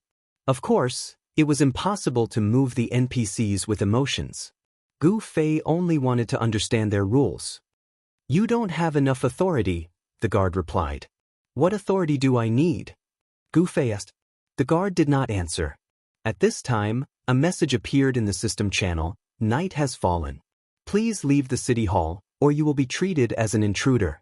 The guards were already glaring at Gu Fei. Gu Fei did not dare to delay any longer. He hurried downstairs and wanted to leave the way he came, but found that the back door was locked. He shook it twice, but it did not open. The system notification appeared again. All the guards in the corridor began to hold the hilt of their swords and stare at Gu Fei. Gu Fei did not care about anything else and ran as fast as he could toward the main door. Bang! The heavy sound of the door closing came from behind Gu Fei. The second he rushed out of the main door of the city hall was locked.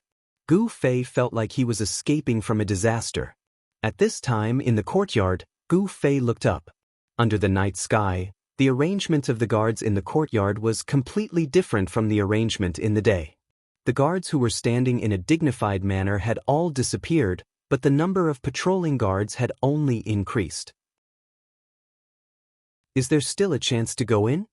Gu Fei took a few steps back and looked up at the city hall building to see if there were any other possible entrances. In the end, he heard the messy sound of footsteps behind him. Turning his head, there were players rushing toward him from all directions. Beside him, there were obviously thieves in stealth. These were the players of the guild Flowers in the Fog. Arranged by the guild, they would have people patrolling the courtyard every day. If anything happened, they would rush to help the NPCs solve it, in order to improve their completion rate. but they were more afraid that some players would deliberately come to cause trouble and ruin their completion rate. There were many such people, and most of them were from other guilds in Red Fog City. They did not want to sit back and watch flowers in the fog become stronger and stronger, because at this time, there were already quite a few guilds that had completed this reward quest. Everyone heard that the reward was a direct guild promotion, so guilds like Flowers in the Fog that had yet to complete the quest caught a chance. They had achieved what Unsworn Sword had once dreamed of: break through to level 6 from a level 5 guild that had already done some construction, then complete the quest and get the reward straight to level 7. Flowers in the Fog was already level 6. In fact, after hearing about this reward, they mobilized all of their members to rush to level 6. In this way, after completing the reward and getting straight to level 7, the other guilds in the city were at most level 5. They had no way of fighting back, so they could not help but feel worried. If this place was not full of guards, these guilds would have gathered their troops to charge in and turn the place upside down, causing Flowers in the Fog's completion rate to fall into the negatives. But the hateful guards prevented them from being so rampant, so they organized some sporadic harassment. Every day, they also arranged for people to be in charge of the time, and there were endless tricks up their sleeves. Flowers in the Fog was about to go crazy, but other than being careful, what else could they do? As everyone became more and more proficient in the security work, Flowers in the Fog, who had the right time, place, and people in the courtyard, had not been successfully attacked for a long time. But just now, just as night fell, someone suddenly noticed that there was such a person suddenly coming out of the entrance of the City Hall building. No one knew how this person came in. The security at the entrance was the strictest. In great shock, Flowers in the Fog had already mobilized all of its troops and surrounded Gu Fei. Butterfly Knot, unknowingly, it's already more than 460 chapters. It seems to be longer than Dukwang and Starshine. Chapter 462. The voices of the crowd were bubbling with excitement. The sudden appearance of this guy made everyone in Flower in the Fog tremble in fear. His appearance was too bizarre and unbelievable. This must be some heaven-shaking conspiracy that was meticulously planned. What was this guy trying to do? Seeing him size up the city hall, did he want to blow it up? Even if Gu Fei knocked on the door a few times, they would be worried that the NPCs in the building would run out and say that he was disturbing their sleep. In the blink of an eye, the other party had decided to surround and kill him. Their guild leader, 3 Sighs of Flowing Maple, had completed the deployment. Players of all classes had already gathered in this direction. 3 Sighs of Flowing Maple was a warrior, so he couldn't lead the charge at the very front. He could only shout, "Quick! Protect the door!" Got it. A few bandits received the order. They usually lurked near the door of the city hall. At this moment they revealed themselves. However, they didn't rush toward Gu Fei. Instead, they lined up and blocked the door behind them. The other players shouted as they rushed over. They waved the items in their hands. Gu Fei took a closer look and realized that they were actually torches. Many of these players held lit torches in their hands. The dark night in the game was illuminated by them as if it was daytime. These torches were a common item for the players of Dawn Fog City. Everyone had one. Due to the obstruction of vision in the fog, when they couldn't find their companions, they would light up torches and use the light to tell their companions where they were. However, for an outsider like Gu Fei, this was something he had never experienced before. While Gu Fei was puzzled, he saw the approaching players suddenly roar in unison. The torches in their hands were like grenades as they hurled them at Gu Fei. Countless torches flew into the sky, drawing arcs as they fell towards Gu Fei's position. Wherever the torches pointed, Gu Fei's position was like a searchlight, instantly becoming the focus of everyone present. However, Gu Fei, who was about to be put on a bonfire, was still calm. The momentum of the flaming torches looked terrifying, but in fact, whether it was in terms of speed, accuracy, or coordination, they were far inferior to the 4 C's arrow formation. Gu Fei unsheathed his sword, took a deep breath, and suddenly attacked. Front and back, left and right, stabbing, pointing, cutting, and chopping, the light of the torches seemed to illuminate a stage for Gu Fei. In the middle of the stage, Gu Fei brandished his sword like a whirlwind. Wherever the tip of his sword pointed, the torches that were hit would change their trajectory and collide with the torches beside them again. All the torches seemed to hit a wall at the same time and suddenly began to fall like raindrops, surrounding Gu Fei and falling into a ring of fire. All the players were dumbfounded. They had expected that the torches they had thrown would not hit their opponents, and they had all sorts of plans to deal with it in the future. However, this situation had never happened before. In their minds, such an attack could only be dodged. It was impossible to block it. However, the person in front of them had blocked it. Gu Fei, who was in the middle of the ring of fire, was unreasonably bright due to the intensity of the flames. No one could see his face clearly. Gu Fei, on the other hand, was holding his collar and fanning himself with all his might. He awkwardly muttered to himself, "This is too much. It's so hot." Gu Fei, who was in the middle of the ring of fire, felt that his hair and eyebrows were about to be scorched. This can't go on. Gu Fei reached out and used teleportation to move out of the ring of fire. He instantly felt a cool and pleasant sensation, and he felt much more comfortable. Ah! Screams of shock rang out around him. A blurry figure in the fire suddenly flashed out of the ring of fire and was much closer to them. Many of the players thought that something supernatural had happened. "There's a ghost!" someone exclaimed. "What's so scary about a ghost? I've killed zombies before." A player who claimed to be the boldest player in the guild usually liked to go to those graveyards, cemeteries, and other places that everyone thought were a little scary. He often fought with some non-human, disgusting monsters. Now, seeing so many of his companions panicking like this, looking at everyone with disdain, in a situation where everyone had the intention to retreat, he fearlessly took a few steps forward. After carefully looking at Gu Fei, he laughed out loud. "You're obviously just a mage." Everyone froze. They saw Gu Fei straighten his clothes and walk toward them. Someone secretly took out a weapon and was about to attack again. Suddenly, someone shouted, "Wait! Don't attack!" The voice came from the back of the team. A gap appeared in the crowd, and everyone saw their guild leader and Drifting, who had just joined their guild today. He was one of the top 5, the #1 mage on the ranking board. Drifting. Gu Fei also saw Drifting and waved his hand to greet him. "It's really... I thought it could only be you with such incredible skills," Drifting exclaimed. "Hi, it's me. Hello, guild leader Flowing Maple. We meet again so soon." Gu Fei greeted 3 Size Flowing Maple. However, 3 Size Flowing Maple's expression was serious.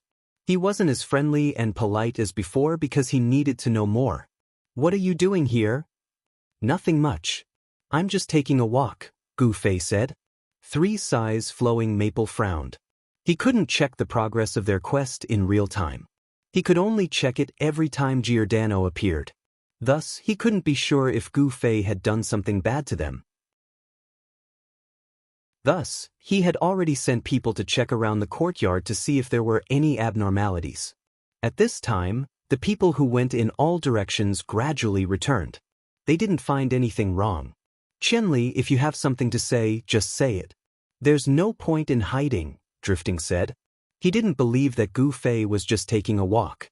If he was just taking a walk, he and Yan Xiaozhu would have taken a walk a long time ago. Not long after, he came again and suddenly appeared outside the city hall. Drifting didn't know what method he used, but he was sure that it wasn't as simple as just taking a walk. Gu Fei made a helpless expression. "All right, I really do have a quest here. I wonder if guild leader Flowing Maple can make things easier for me?" "So that's how it is." 3 Size Flowing Maple suddenly laughed. After laughing, he said, "Brother Qianli, for you to do this because of a quest, it seems that you know we have an important quest here as well and that no one is allowed to come near, right? So, let me ask Brother Qianli, can you make things easier for us and let go of your quest for now? Once our quest is completed, this place will naturally be open to anyone." Gu Fei was quite surprised. He didn't think that 3 Size Flowing Maple would answer like this. Just like that, she softly rejected him without any explanation, gently placing herself on the side of reason. No matter how hard Gu Fei pestered them, people would naturally think that he was being unreasonable. After all, it wasn't a big deal to let go of the quest in the game. Did he have to say that his quest had a time limit? Gu Fei didn't want to be so shameless, so he smiled and said, "Is that so? Then I'll think of another way." "Thank you, Brother Chenli," Three Sighs Flowing Maple said calmly. At the same time, he waved his hand at his guild members. "Everyone make way." Everyone made way. Gu Fei waved his hand at everyone. "Sorry for disturbing you guys." He walked away. "I'll send you off." Drifting walked forward and put his hand on Gu Fei's shoulder. He was about to walk out with him. "Hey, what the hell are you doing?" Drifting asked in a low voice. "It's a quest." Gu Fei said. "Is there really a quest? Is it related to flowers in the fog?" Drifting asked. "Them? Aren't you one of them now?" Gu Fei said. I just joined." "It takes time to change my words," Drifting said.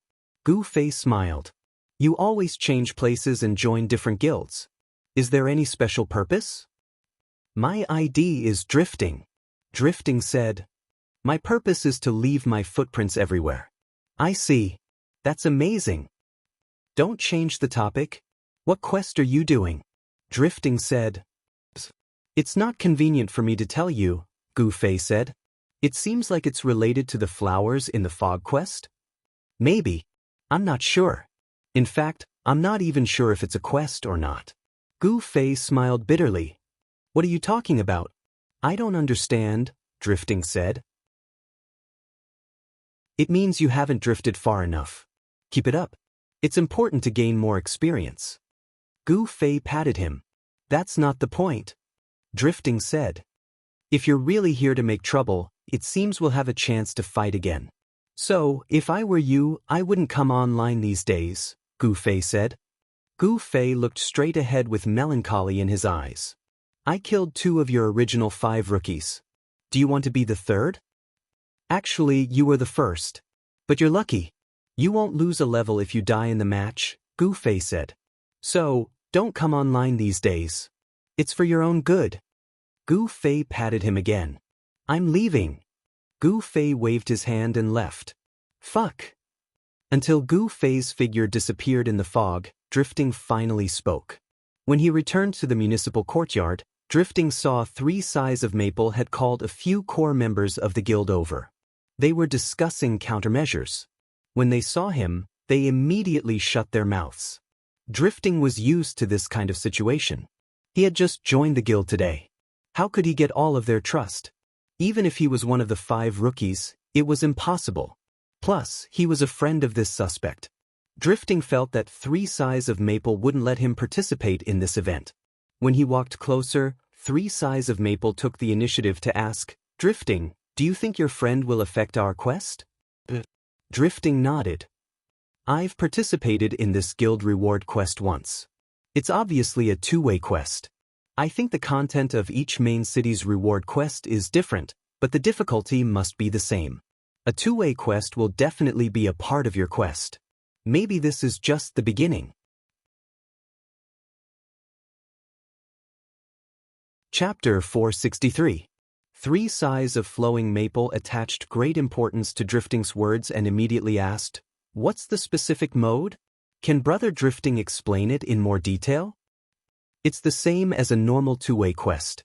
When you receive the quest to guard the city hall, the system will give you a quest in the guild building or the mercenary building. This will provoke the players to fight and make things difficult for each other," Drifting said. "Fuck this again." One of the core members cursed. He had probably experienced a 2-way quest before and suffered from it. Guild quest. Mercenary quest. Three Sighs of Flowing Maple repeated and immediately said, "Quick, send someone to the guild building and the mercenary building to see if there are any quests like the one I just mentioned." Looking at the flower through the fog had focused all of their attention on the guard quest, which they didn't know when it would end. It had been a long time since anyone had paid attention to any new quests from the guilds and mercenary groups. Now that they heard Drifting's words, Three Flowing Maple Sighs immediately realized that they had overlooked something. They could only hope that it wasn't too late to mend the pen after the sheep were lost. Gu Fei had only taken a few steps out of the door when he suddenly heard someone shout, "Brother!" It was quiet all around. The voice was very soft, but it was also very clear. Although it was sudden, Gu Fei had already identified the direction and turned to look to the left. If he didn't hear wrong, the voice came from the left side of the wall. There was no one. There was only fog in front of him. This was the magic of the city hall's wall. The inside and outside of the wall were two completely different worlds. There wasn't even a transition. Suddenly, he stepped from the clear world into the fog. Who is it? Gu Fei asked casually. He wasn't sure if the other person was talking to him. Can I talk to you in private? The voice came again. This time, Gu Fei had already identified the direction, but he still couldn't see the person. The other person was obviously hiding in the fog. What do you want? Gu Fei said. Come with me first. The other person said. Gu Fei smiled bitterly. I can't even see you. How can I follow you? A ball of fire immediately lit up in the fog and floated in the air. Follow the torch. The other party said. This was the standard use of the torch in Shiyu City. Gu Fei did not know what the other party was up to, but as the saying goes, the skilled are bold, so he calmly followed. Gu Fei quickened his pace, wanting to catch up with the other party to see who it was. However, when he saw the outline of a human figure, the other party immediately quickened his pace, maintaining a certain distance from Gu Fei. Although Gu Fei didn't manage to see the other party's face clearly, he at least knew the other party's class. It was either an archer or a thief. Let's see what he's up to. Gu Fei thought to himself as he put his right hand into his pocket and gripped the Night Streamer sword. Perhaps they were local robbers. Thinking of this possibility, Gu Fei could not help but feel a little excited. The man continued to lead the way, and Gu Fei followed behind him without saying a word. Along the way, Gu Fei encountered a few other players. There were also players who carried torches. Although Gu Fei found it strange, the other players didn't seem to notice anything amiss. Eventually, they walked out of the city gates. The torches continued to move forward, and the surrounding players and conversations gradually disappeared. Be careful of your feet. The other party, who had been quiet all this time, suddenly said. Gu Fei looked down. The two of them were no longer walking on a flat road. It was as if they were walking through a wasteland, overgrown with weeds and broken walls. Gu Fei walked around in circles. Weren't the robbers of Shiyu City a little too cautious?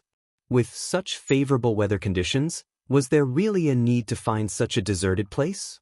Finally, the torches in front of them stopped advancing. Gu Fei couldn't help but stop as well. Perhaps there was a trap up ahead. Gu Fei didn't want to rush forward recklessly. He stopped in place and silently sensed his surroundings. There was no one, or rather, everyone was in the fog. In short, there was nothing but ruins as far as the eye could see. It's here, the other party said. Oh, then what's the matter? Gu Fei said. Brother, you don't seem to be from this city? The other party asked. Yes. Gu Fei replied. Where you come from and where you're going, we don't care. However, you seem to have a mission in the government office, so we have something in common. The other party said. We. That's right. The voice had changed, and figures began to appear from the fog. 1, 2, 3, there were 8 people in total. Gu Fei counted them clearly. Just as he was about to see who they were, they suddenly stopped. Brother, you don't seem to be masked? One of them asked. Masked? Gu Fei wondered. That's right. Because we don't want to know each other's identity, we all masked our faces. You, as an outsider, might not care if you don't plan to stay in Xiaowu City for long. However, we still want to remind you. The other party said. If that's the case, then I'll do as the Romans do. As he said this, Gu Fei took out a black cloth from his pocket and covered his face. Then, one of the 8 figures seemed to raise his hand, and a black object flew towards Gu Fei. The second half of it unfolded in the air. It was an extremely large black raincoat.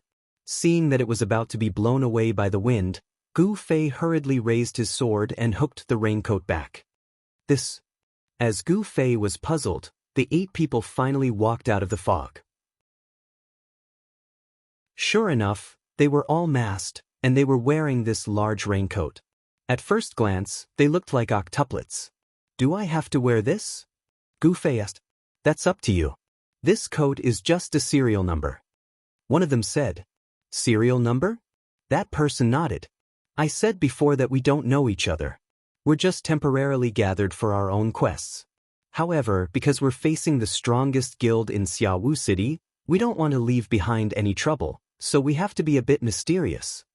As this person said this, he lifted the corner of his raincoat and showed it to Gu Fei. There was a number 4 embroidered on it.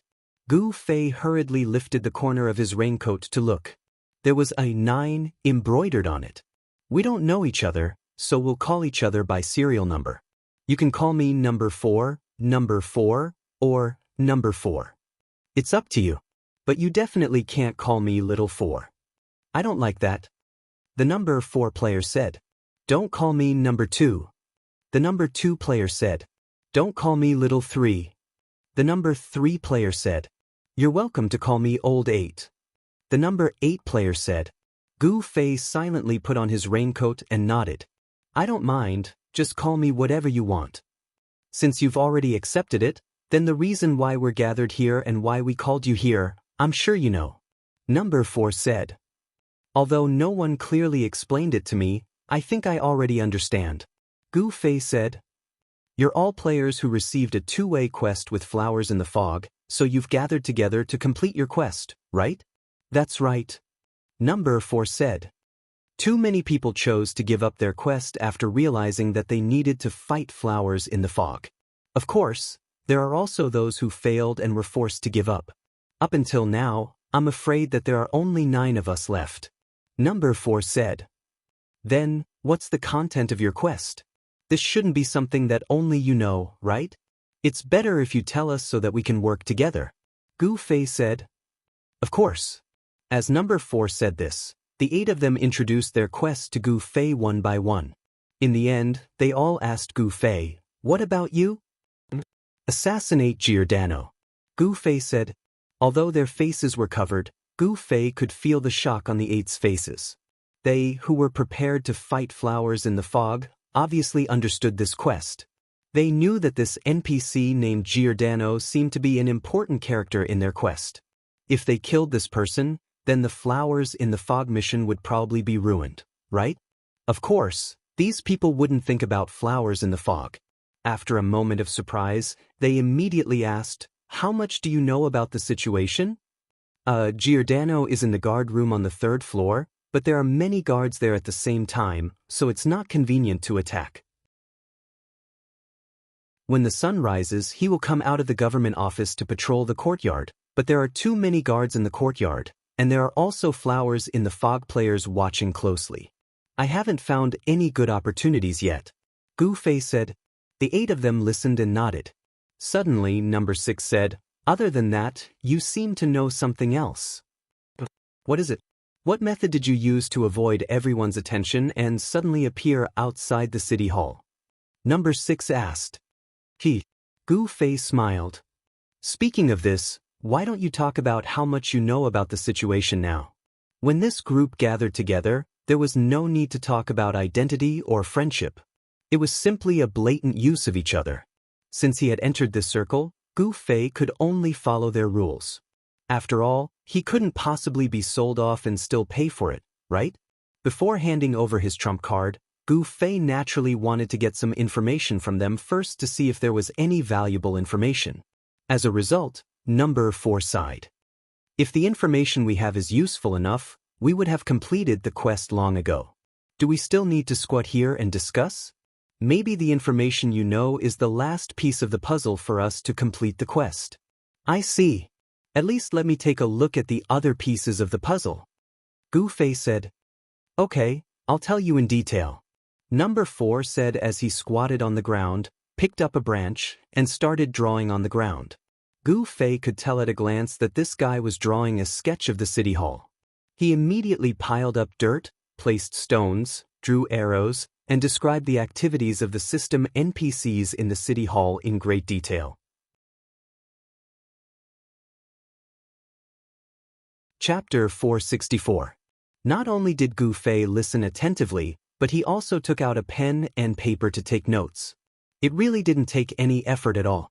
He originally thought that he would have to lie on top of the wall for a long time to understand the situation, but he didn't expect these 8 brothers who crawled out of the ruins to help him. These guys had been secretly watching this compound for a long time to understand the situation in such detail. Not only did they understand the actions of the guards and NPCs, but they also saw flowers in the fog as an important enemy, so after many days of observation, they also had a summary of the activities and habits of these players. Gu Fei listened, nodded, and took notes like crazy. Number 4, who was in charge of explaining, was obviously very satisfied with Gu Fei's attitude. The more he spoke, the more excited he became. Not only did he introduce the situation of the opponents, but he also told Gu Fei about the plans they had made before, but were unable to implement them. The most troublesome thing right now is that we have no idea how many stealth thieves' flowers in the fog left in this compound, so we can't do anything, Number 4 said worriedly in the end. There's one more thing. Number 3, who was beside him, took the wooden stick in his hand and poked at the back of the government building on the ground. This is the backyard, but because it's blocked by the building, we have no idea what's going on behind it. Mine 7's mission is to go to this backyard, so there's nothing in the backyard. There are no system guards, and there are no players' flowers in the fog, Gu Fei said. You've been there before? Number 3 and Number 7 were excited. Yes. Gu Fei nodded. How did you do it? The 8 of them all looked at him. Have you never thought of climbing over the wall? Gu Fei looked back at the 8 of them. Wall. The 8 of them muttered. Because in their minds, it wasn't a wall at all. It was more than 10 meters tall, like a building. A 4 or 5-story building was blocking your way. Would a normal person think of climbing over it? You can climb over that wall? The 8 of them asked carefully. I used some tools, but I can still do it, Gu Fei said. You came in from the backyard, so you arrived in front of the government office without anyone knowing. Everyone was pleasantly surprised. More or less. Gu Fei said, but there's a little problem right now. What? The 8 of them looked at him. Gu Fei pointed at the government building in the courtyard. You should know that the government building is not open to players. Now, other than Ah-san, Ah-chi, and Ah-ba, the mission descriptions for the remaining 5 of you are all in the building. Are you sure you've been temporarily granted access to the mission? The few of them had expressions of grief and indignation on their faces. This kind of thing could have been known with a little try, but because of those foggy people, they wouldn't let us get close, so none of you know. Gu Fei said. The few of them felt regretful. But now that there's a way to climb over the wall and enter the backyard, what's there to worry about? Why don't we just give it a try? Gu Fei shook his head and said, climbing over the wall might not work anymore. But I suddenly appeared outside the government office and was surrounded by foggy people. Even though they let me go in the end, they didn't even ask how I suddenly appeared here. Isn't this a little strange? Gu Fei analyzed. Indeed. The few of them were startled. If they don't ask, then there's only one possibility. They've already determined how I entered the courtyard. At the very least, the backyard that no one was guarding would definitely be noticed. From then on, they wouldn't blindly believe in guarding the door. Sigh, my actions today seem to have made our mission a little more difficult.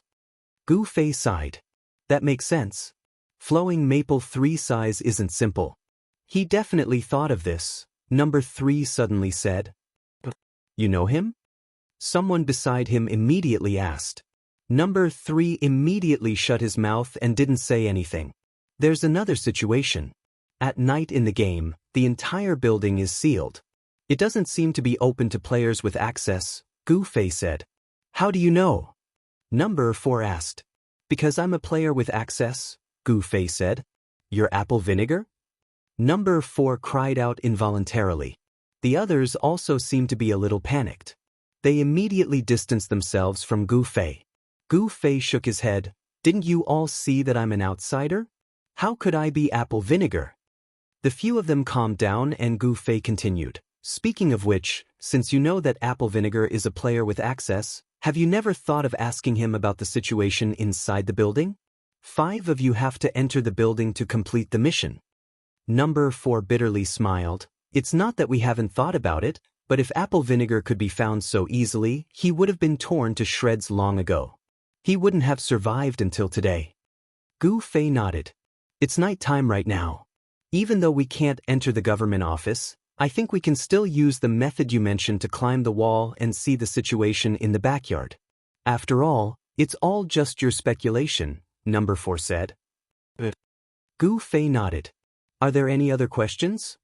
Number 4 asked. There's one. Gu Fei pulled on the poncho he was wearing. Who made this? It's me. Number 2 raised his hand. The idea for the clothes came from Naruto's Akatsuki organization. The number embroidered on the clothes is an imitation of the captain's uniform in Shinigami, Number 2 said proudly. Gu Fei nodded and said, if you want to hide your identity, don't show too much of your preferences. That will expose who you are. It wasn't just Number 2. The others were stunned when they heard that and started to reflect on themselves. Let's go. Gu Fei stood up. Let's go. Number 4 pulled on the poncho and called out to the others. Gu Fei, who was wearing Number 9's poncho, walked at the back. He continued to quietly observe the 8 people. Cooperation was built on the foundation of mutual trust. Gu Fei didn't think highly of this kind of cooperation where they had to hide their identity and only work together for benefits. The 9 people's quest was a two-way quest. This was the only thing they had in common. Other than that, they were all different. Think about it, if someone completed the first step of the quest, would he still be able to continue his responsibility and help the others complete the quest? Gu Fei felt that this was a big question. When Gu Fei came, he was with the faster classes. But now that they were returning, there were clearly slower characters among the 8, so they wasted a lot of time. Gu Fei raised his head to look at the sky. With this kind of movement speed, if they walked any longer, the sky would be bright. There should be some suitable transportation in the game. Otherwise, it would be unfair to these slower characters. They would waste a lot of time on the road even when they were leveling up. They left the ruins and walked onto the main road. The 8 people kept their distance from each other. No one talked to each other. When they got close to the main city, some people had already started to take off their ponchos. This strange attire was quite eye-catching. Honestly speaking, people who wanted to do bad things in the dark shouldn't wear such a strange attire. Asking everyone to wear the same attire was even more stupid. This should be a method used to publicly demonstrate their power. Gu Fei didn't care and continued to wear it. Number 2 seemed to admire his work. Everyone else had already taken it off, but he was still wearing it. Gu Fei slowly leaned behind him and asked softly, was it your idea to get this set of clothes? Yeah. What's wrong? Number 2 asked. Nothing are numbers. Gu Fei lifted the 9 on the corner of his clothes and asked, are they arranged according to who joined first? Yeah. Number 2 said. Then how many did you make beforehand? Gu Fei asked. 13. Number 2 said. Why 13? Gu Fei suddenly froze. He remembered that Andrew Su's diary also specifically mentioned the number 13. He said that he was 13 missions away from reaching 200. He also said that this number seemed unlucky. Haven't you seen the Grim Reaper? Okay, I got it. Gu Fei said. It seemed like it was just a coincidence. The 9 people finally arrived outside the city hall. While making sure there weren't any other players around, Gu Fei led the 8 people to the wall of the backyard. Is it possible to go up from here? The 8 people came up to study. I said I needed some tools. Gu Fei took out a flying hook and skillfully threw it onto the wall. Where did you get this thing? The 8 people who saw the flying hook for the first time immediately asked the same question as the other players. I made it myself. Gu Fei explained many times, feeling a bit helpless.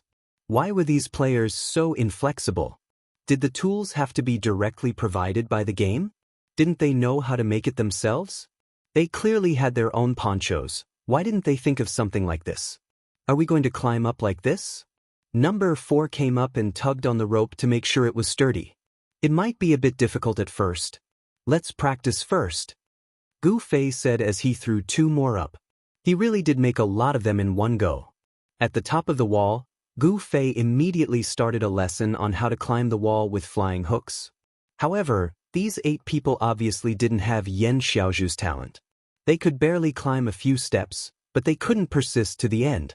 They would always make mistakes midway, lose their balance, or lose their footing while swaying, causing the flying hooks to fall off. The people on the 3 ropes fell like dumplings. Little 7, don't climb so hard. Your feet are only used to stabilize your body. You mainly rely on your arms. Number 4, why do you keep leaning to the left?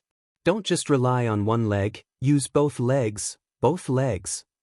Number 3, don't be so anxious. What? You don't have enough stamina? Then hurry up, go. Number 6, what are you doing? Come down. This can only support the weight of one person. Gu Fei squatted down by the wall, looking up from time to time to give advice. In the end, he sighed and said, "The sun will rise soon. If everything goes well, we can directly enter the city hall after climbing over the wall." But the 8 people were sweating profusely as they continued to practice.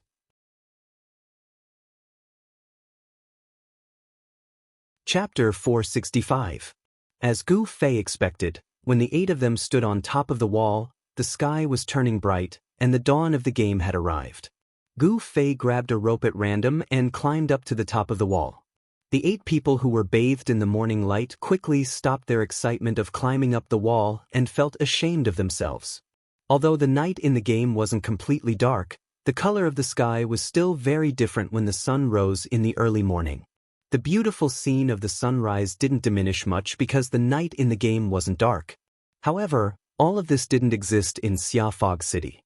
Gu Fei just saw that the fog in front of him was getting clearer and clearer. Players who could survive in Cloud Fog City for so long must be very patient. Because of this fog, they missed a lot of things. Gu Fei thought as he picked up his flying hooks. Is there anyone down there? Gu Fei turned around and saw the 8 people were already carefully looking at the scene in the backyard of the government office, so he asked casually. So many people? The 8 people said. Really? Gu Fei quickly came over to look and took out his binoculars to observe from a closer distance. It's the players. Looking at the flowers in the fog, they really have taken precautions. Gu Fei confirmed that these people didn't come out yesterday. He sighed and said to the 8 people. The 8 people looked at the binoculars in Gu Fei's hands in amazement. Did you do this yourself? Number 2 asked cautiously. No, I borrowed it. Gu Fei quickly said. He suspected that the 8 people were going to treat him as the almighty creator. There's another bad news. Gu Fei said, when I just stuck my head out to look, I think I was seen by someone. Gu Fei's calmness made the 8 people feel quite ashamed.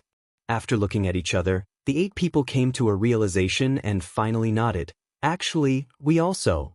The players clearly knew that their opponents would climb over the wall, so they naturally paid close attention to the top of the wall. Gu Fei's head didn't escape their attention.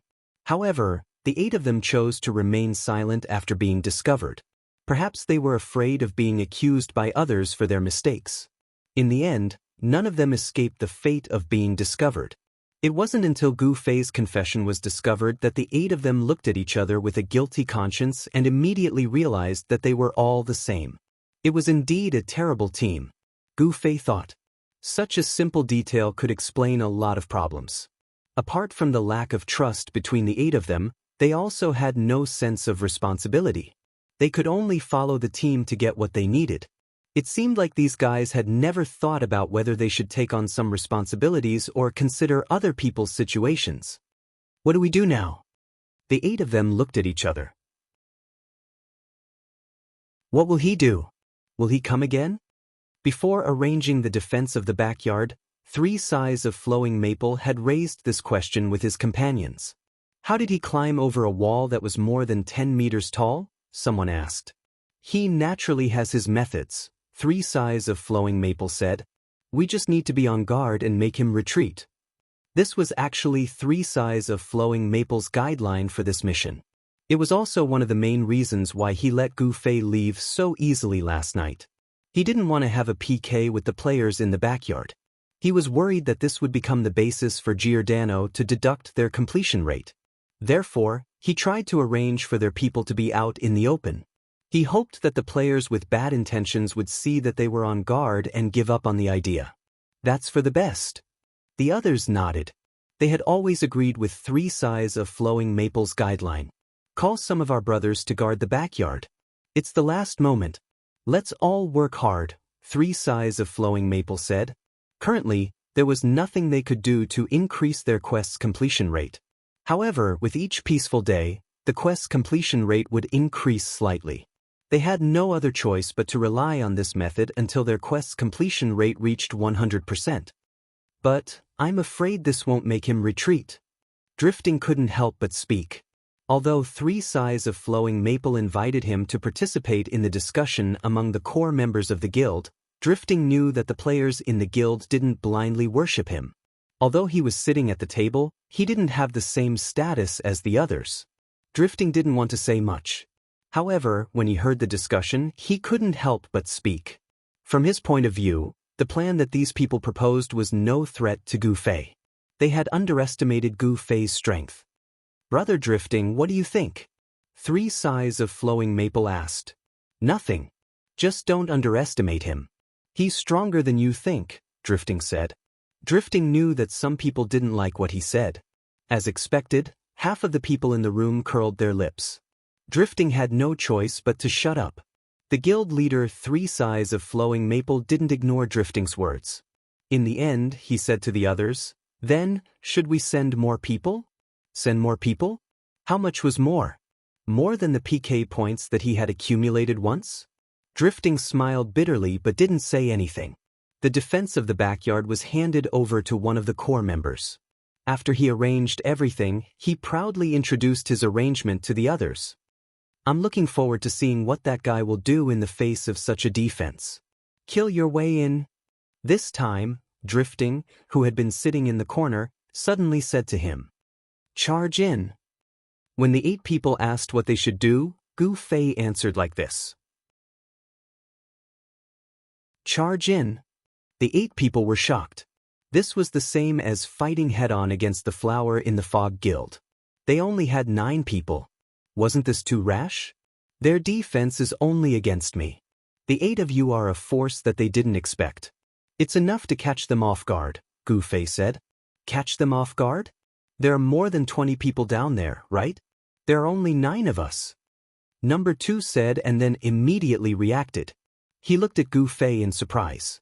To deal with you, they sent more than 20 people? Who the hell are you?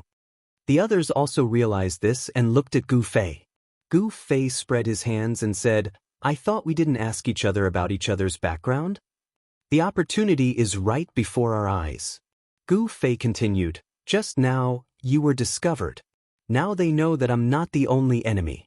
There won't be a weak defense of more than 20 people. A weak defense of more than 20 people? Number 2 was surprised again. Make your decision. Gu Fei looked at the 8 people. The 8 people looked at each other and felt that Gu Fei's analysis was reasonable. They nodded in unison. Gu Fei quickly took out a flying hook and set it on the wall.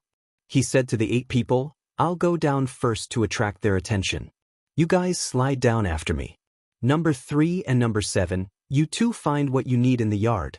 Number 8, you find a place to hide in the backyard. When it's chaotic, find a chance to sneak to the front yard to find your quest NPC.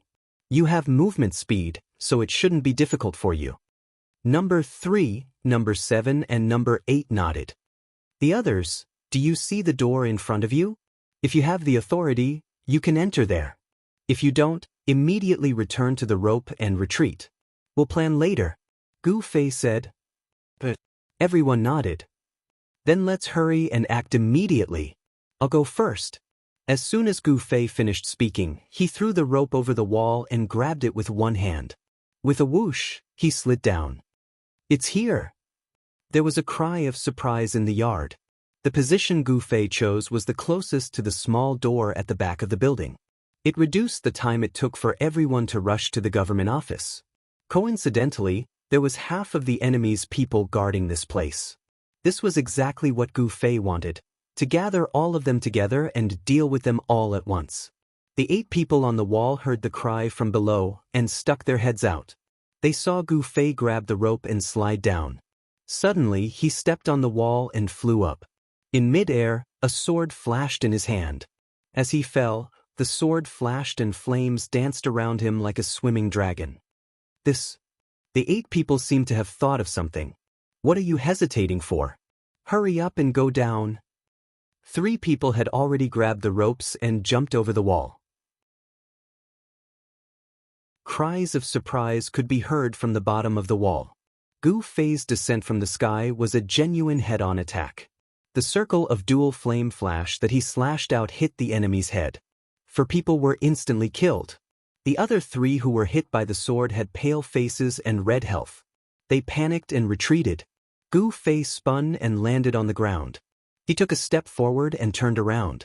With a 900-degree turn, dual flame flash, the players surrounding him looked as if they had planned to be instantly killed by him. With this turn, not a single one of them would be left alive. 900 degrees, 2.5 revolutions. No matter how high their health was, they wouldn't be able to take 2 of Gu Fei's dual flame flash. To split a skill into 2 parts and smash it onto someone else's body, Gu Fei's skill completely subverted the game's design. After showing off his godly might, the players who were watching in the dark started to feel nervous.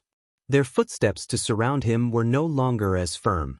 The 3 people who slid down from the top of the wall were already in position. There was a mage and an archer. They were using all sorts of methods to attack the enemy. Those above, hurry! Gu Fei shouted and took the initiative to attack, heading straight for the back door of the building. When he flew down, a few of the players who were watching in the dark immediately retreated towards the door. It was obvious that they had made arrangements beforehand. Gu Fei had already expected this. He had already saved some mana for these people.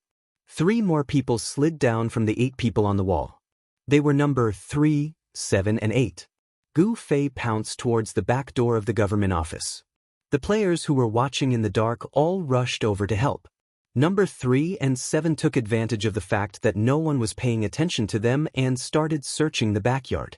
Number 8 had already seen a bush in the backyard. He rushed over and leapt into the bush. Finally, the 2 of them began to slide down the rope. There were already noises coming from both ends of the government office building. The reinforcements who were watching in the dark had already rushed over. When the 9 people appeared one by one, the guard who noticed that there were 9 heads had already reported the situation to the guildmaster. 3 Sighs of Flowing Maple was surprised that there were so many opponents. Naturally, he quickly dispatched people over. Butterfly not. After accumulating for so long, it's time to act. Go go go go.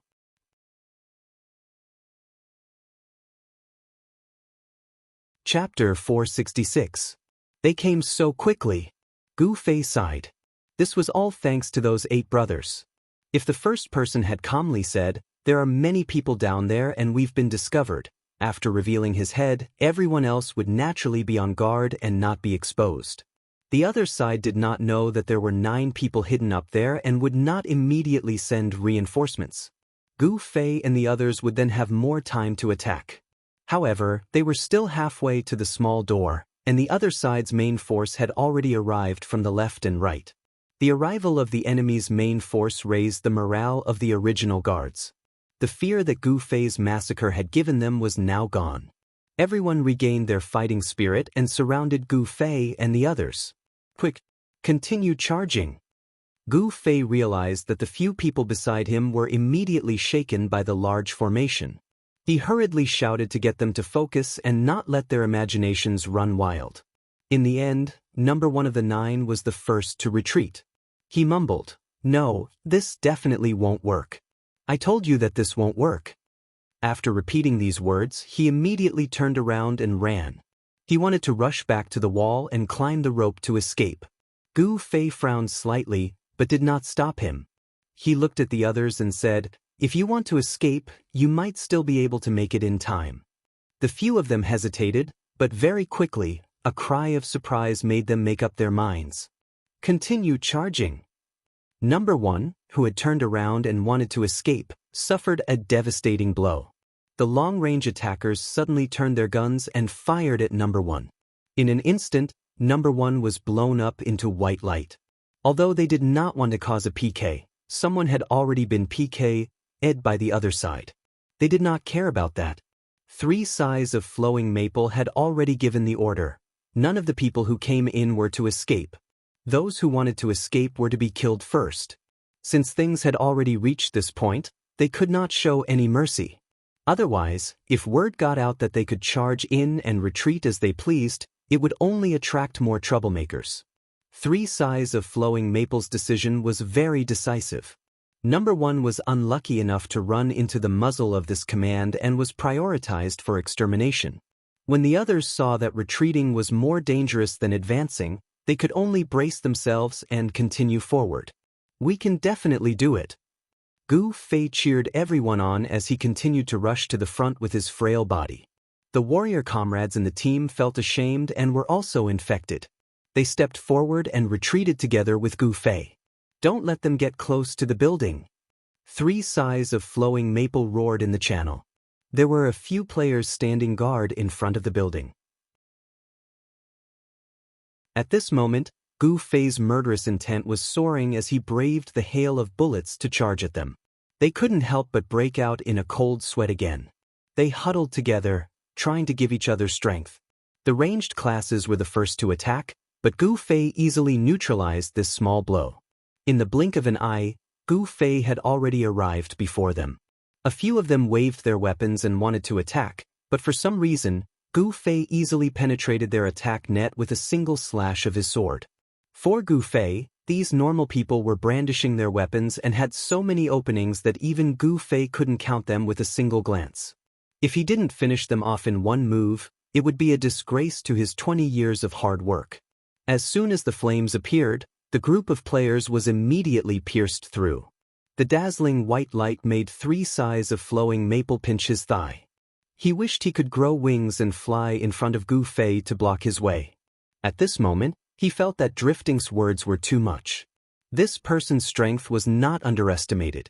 He was unimaginably strong.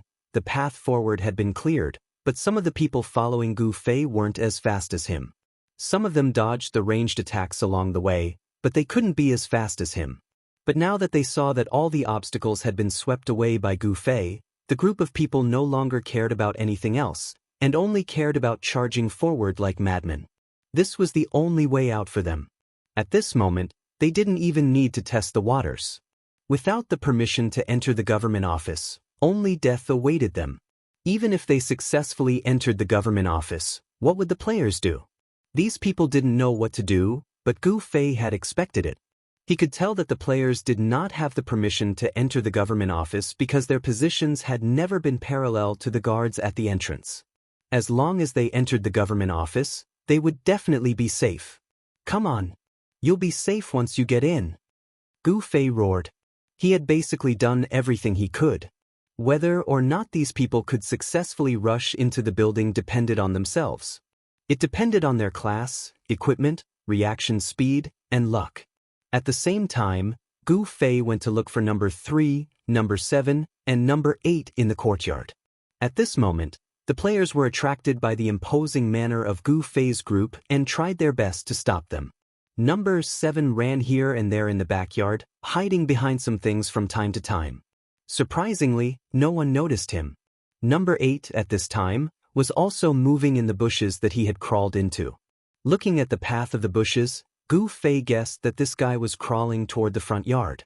As for number 3, Gu Fei's eyes quickly swept around the courtyard, but he didn't find number 3. Gu Fei remembered that when he first came to the courtyard, he went to search with number 7. But where was he now? Was he killed? Gu Fei didn't notice at all. At this moment, the 4 people who followed Gu Fei finally rushed to the front without being killed. Number 4 staggered and seemed to be on the verge of being killed. Gu Fei swung his sword and helped them cut down a few arrows. He then turned around and shouted, "Hurry up!" Gu Fei had never left them behind and even came to their aid at this time, which made them feel ashamed and grateful at the same time. They hurriedly went into the government office, but the guards at the door ignored them as if they were wooden men. They have the authority. Gu Fei was happy for them. They rushed in one after another. When they reached the last person, the guard suddenly stretched out his arm. The player nervously jumped back and turned to look at Gu Fei with a sad face. I don't think I have. It was number 2. Gu Fei was silent. It was impossible to force their way through the guards, but there was no way out. Staying here would only mean death. Gu Fei turned around and saw that number 7, who was still looking for the things needed for the mission, had a terrified expression on his face. According to the plan, when everyone rushed to the government office and diverted the attention of the players, it would be the only chance for him to complete the quest. If he missed this opportunity, he would be easily discovered by the players. Seeing that this was about to happen, he hurriedly tried to find a place to hide. For a moment, he did not know what to do. What was worse was that the players saw them enter the government office one by one. While they were annoyed, some of them looked around and found number 7. However, Gu Fei had an idea. He patted number 2 and said, "Wait here. The 2 guards will leave in a moment. You go in immediately. Don't leave after you go in. Hide behind the door immediately. Got it?" "What?" Number 2 was confused. "Just do as I say." Gu Fei didn't have time to explain to him. He suddenly turned around and rushed out. "Where are you going?" Number 2 exclaimed, but then he saw where Gu Fei was going. He was rushing in the direction of number 7. Is he going to help him? Number 2 was touched. He originally had hope for this group. He felt that everyone gathered together with a common goal, wore the same uniform, and worked together in the dark. It was mysterious and interesting. But soon, the mutual distrust and blatant use of each other made him feel uncomfortable. What was more frightening was that almost everyone was the same. Was reality really different from the fictional world in the comics? Just as he was sighing, number 9 suddenly appeared in the team. Originally, he didn't care about this newcomer. However, Gu Fei at least showed some attention to the raincoat and wore it like him. This made number 2 feel much better. At this time, Gu Fei didn't show any selfishness in the battle. It made him feel that he had found the feeling he was looking forward to. Reality wasn't that boring after all. At this time, Gu Fei didn't know that someone was talking about him behind him. He hurriedly rushed toward number 7 while waving his hand and shouting, "Why are you standing there like a fool?" Number 7 seemed to wake up from a dream. But seeing people rushing toward him from all directions, he still didn't know what to do. "Continue looking for your mission." Gu Fei spat out the apple in his mouth. After getting rid of the obstacles along the way, he immediately ate some fruit to replenish his mana. Although he hadn't fully recovered, he could still hold his ground. "I don't know where he is." Number 7 was a little mad. "Nonsense. If you knew, would it still be called looking? What's your mission?" In the previous introductions, everyone had only briefly mentioned the general content of their mission, but they hadn't been specific. "A sleeping assassin," number 7 replied. "What?" Gu Fei didn't understand what the topic had to do with searching. Number 7 wiped his sweat and explained in detail, "I'm looking for a sleeping assassin in the backyard." "Looking for a living person? You haven't found one even after so long." Gu Fei exclaimed. Just how big of a target was this? Number 7 felt ashamed. "Use your brain. Who would sleep on such a large piece of flat ground? And since you're an assassin, you have to be more discreet. Pay more attention to these places." Gu Fei shouted as he turned around. A few confused players had already rushed up to him. Gu Fei stepped forward and slashed. The players hurriedly swung their swords to block, but Gu Fei's slash was only a feint. He had already turned around to attack the next person. Just like that, the players were all hit by Gu Fei's feint. They all swung their weapons at Gu Fei. Gu Fei took 2 steps back. The others rushed forward and squeezed into a row. Gu Fei used a soul-stirring dual flame flash. Number 7 was dumbfounded. The way Gu Fei fought just now was to attract monsters, gather them into a group, and kill them in one hit. Was this guy treating players as monsters to be farmed? This number 9 was too scary. At this time, Gu Fei looked at the 2 guards outside the government office. The PK value is already 20. Are these 2 still not coming over?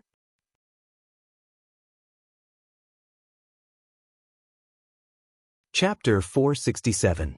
A player with a PK value between 20 and 30 would not attract the attention of the system guards, but the system guards would never tolerate criminals who were right under their noses. Gu Fei hoped that the two guards at the door would have the same awareness. Gu Fei's wish came true. The two guards had sharp eyes, and they immediately recognized Gu Fei as a criminal who had a PK value of over 20. They rushed toward Gu Fei without hesitation. Number 2, who was confused by Gu Fei, saw that the two guards had actually left. Naturally, he did not know that Gu Fei had only used such a simple rule. He only felt that number 9 was getting more and more mysterious. "Go in!" Gu Fei shouted at him from the other side. Number 2 did not hesitate and immediately entered the unguarded back door of the government office. He completely followed Gu Fei's instructions. After entering the door, he did not take a single step and immediately hid in the corner behind the door. As for the two guards, Gu Fei was experienced in dealing with them. Since the guards had their own posts to guard, they would not chase too far away. Therefore, they only needed to run a short distance away. This was the same logic as escaping from the aggro range of small monsters. Therefore, the more troublesome ones were the players who were watching in the fog. Seeing that more than half of the 9 intruders had successfully entered the government office, the players who were watching in the fog were going crazy. They could only vent their anger on the two targets that were right under their noses. Although the backyard was smaller than the front yard, it was not as visible as the front yard. There were plenty of places to hide. Gu Fei dragged number 7 and played hide-and-seek with the players who were watching in the fog. The players who were watching in the fog had nowhere to vent their anger, and all of them were suffering from internal injuries. "Who are they?" 3 sighs of flowing maple asked the frontline guild members. "I don't know. They all have their faces covered." This answer made everyone go crazy. This meant that they would not even have the chance to seek revenge in the future. Damn it. 3 sighs of flowing maple, who had always been calm and collected, could not help but curse. "We must find those two." "Yes." Everyone was confident. Although they did not know where the two were hiding, the backyard was only so big. It was only a matter of time before they were found. Number 7, who was hiding with Gu Fei, was very nervous. Hearing the messy footsteps around him, he said with a trembling voice, "We can't hide like this. Hide." Gu Fei looked back at him. "We are looking for your quest, big brother." "Quest? Quest?" Number 7 was so nervous that he had forgotten. "Isn't it some sleeping assassin?" Gu Fei said as he continued to look around. "It's here." Suddenly, there was a shout, followed by countless mages chanting loudly. Number 7 was so scared that he almost fell to the ground. Gu Fei sighed, "It's not us. It's number 8.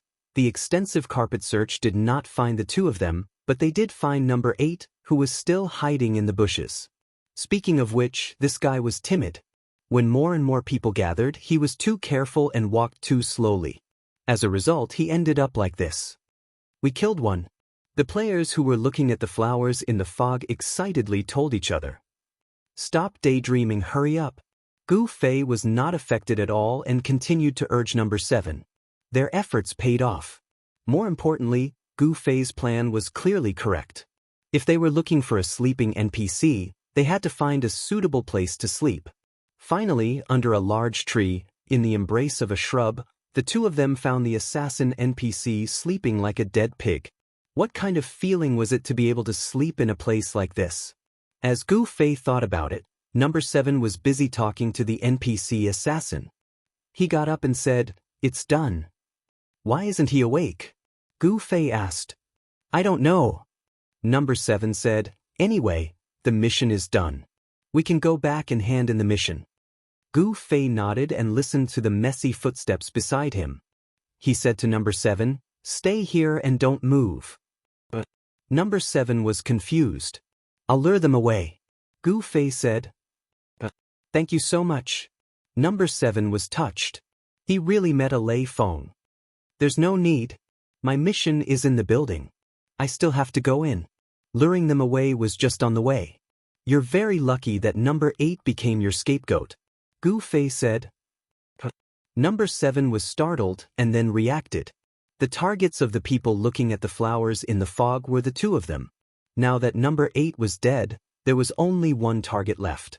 Gu Fei jumped out and became this person, so number 7 naturally wouldn't be in any danger. In this way, number 8 really became number 7's scapegoat. "I'm going," Gu Fei said and suddenly rushed out of the bushes. "Over here." It was the same cry as before. Many mages chanted loudly. But Gu Fei wasn't the previous number 8. He wasn't scared to the point that his legs went soft. How could a trifling spell hit him? He saw Gu Fei dashing out like a wisp of smoke, leaving behind a sea of fire caused by the explosions of the mages. The arrows shot by the archers couldn't aim at such a fast figure. Moreover, the tracking arrow had limited speed, so Gu Fei easily shot it down. A bunch of people were so anxious that they stomped their feet and roared as they surrounded Gu Fei. The unlucky ones were naturally the ones who came head-on. Gu Fei mercilessly slashed out with his sword and took down 2 people. He then stepped on them and ran over. It wasn't because Gu Fei was merciful. He didn't want his PK points to increase anymore. At this time, although there were many people, Gu Fei had already turned a blind eye to them. However, the 2 guards at the door made him feel more troublesome. At this time, he had already entered the range of the 2 guards' attention. As soon as they saw him, a criminal, the 2 guards immediately left their posts in high spirits. Gu Fei rushed head-on, but at the moment when he was about to collide with the 2 guards, he suddenly used teleportation and flew behind the guards. He wanted to use the distance advantage to rush into the government office. As a result, he heard a scream behind him.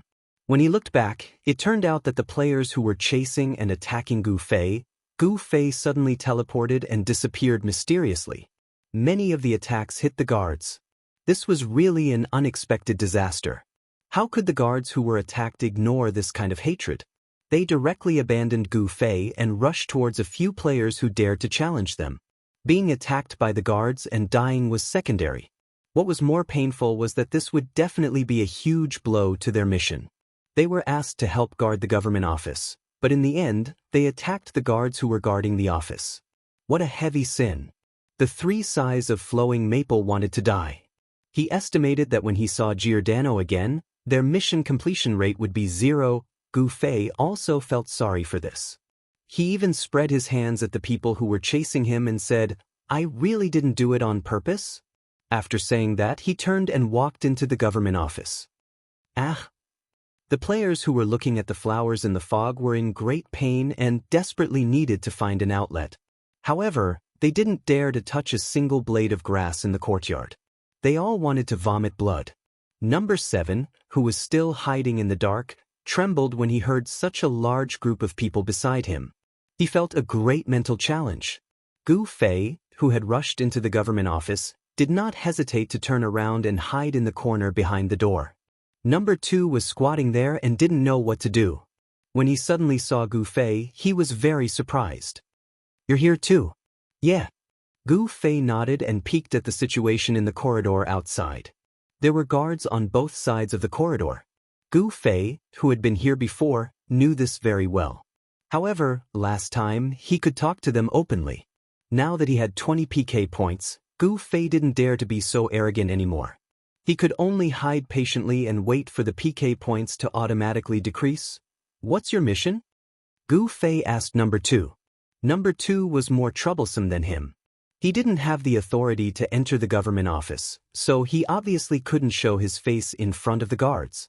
Gu Fei could eliminate some PK points to solve the problem, but what could he do? My mission? Number 2 had complete trust in Gu Fei, so she didn't hide anything from him. "Stealing. No wonder you don't have the authority," Gu Fei said as he took off his mask. He used it as a towel to wipe the sweat off his face and let out a long breath. "I don't know if I can get this thing and give it to you," Gu Fei said. "I don't know either." "Let's try it later," Gu Fei said as he sat on the ground.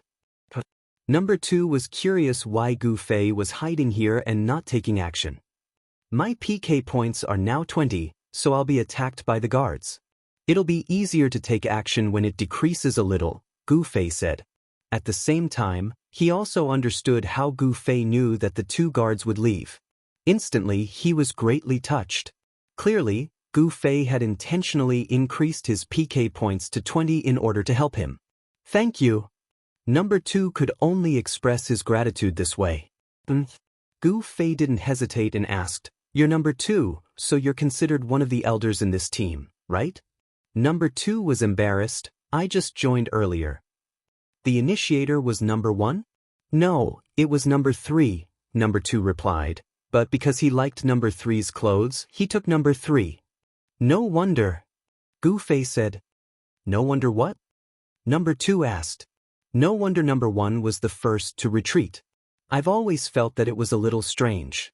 According to the order of the numbers, number 1 should be the initiator. He should be more confident in our actions.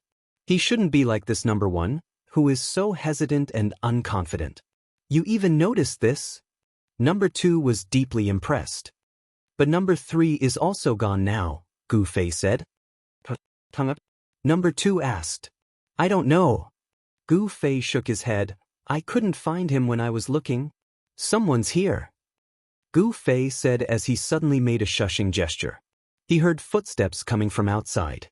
Was someone entering the government office? Sure enough, a figure flashed into the hall.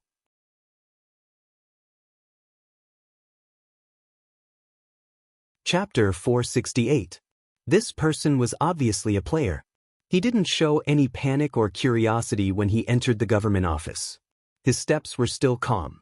Gu Fei peeped from behind the door, hoping that the man would turn his head around, but his wish never came true. He could only watch helplessly as the man walked down the short corridor and disappeared in the blink of an eye. Gu Fei was feeling regretful when he suddenly heard number 2 whisper, "It's number 3. Gu Fei turned his head to look. Number 2 also peeped through the door for a long time. "How did you know?" Gu Fei said. "My profession is more sensitive to body shapes." Number 2 replied. "Oh." Gu Fei realized. This raincoat looked simple, but it was the work of a professional. Why did number 3 come in? Isn't his mission in the courtyard? Number 2 said. Gu Fei looked at the empty aisle and said, "That's probably his plan from the beginning." "What?" "Gather a group of people and create chaos in the courtyard.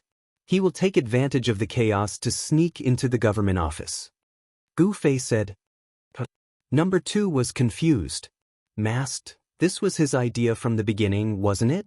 Gu Fei said. Number 2 said. "This is to facilitate his plan. In a chaotic battle, a mask will become our group's main symbol. If we take off our masks and change our equipment, we'll blend in with the other guilds. Guilds rely on their badges to identify each other, not their faces. At that time, when the target is very clear, it's very likely that we'll overlook this detail. It'll be even easier for him to fool us." Gu Fei said.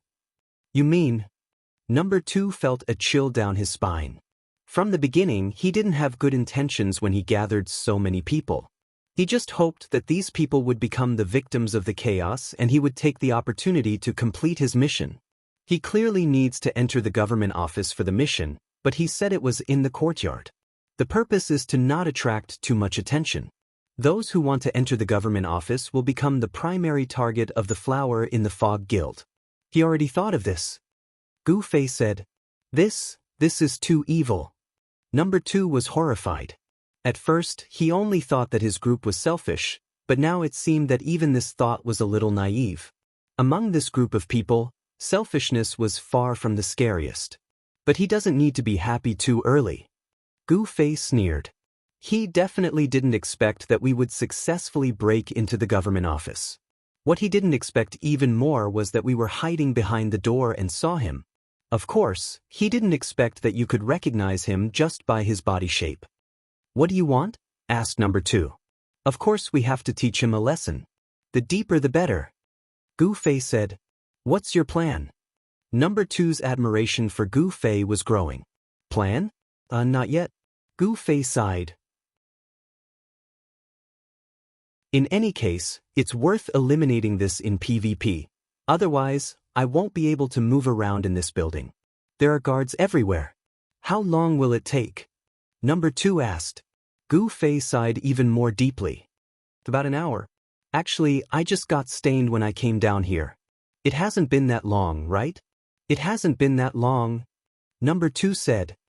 But it's been more than an hour. Although I don't know what number 3's mission is, it should be enough for him to complete it, right? It's enough for him to complete it. Gu Fei nodded. But he still neglected a small problem.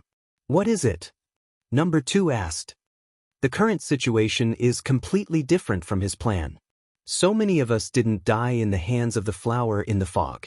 Instead, we broke into the government office. Think about it. Will the flower in the fog be so kind as to send us off?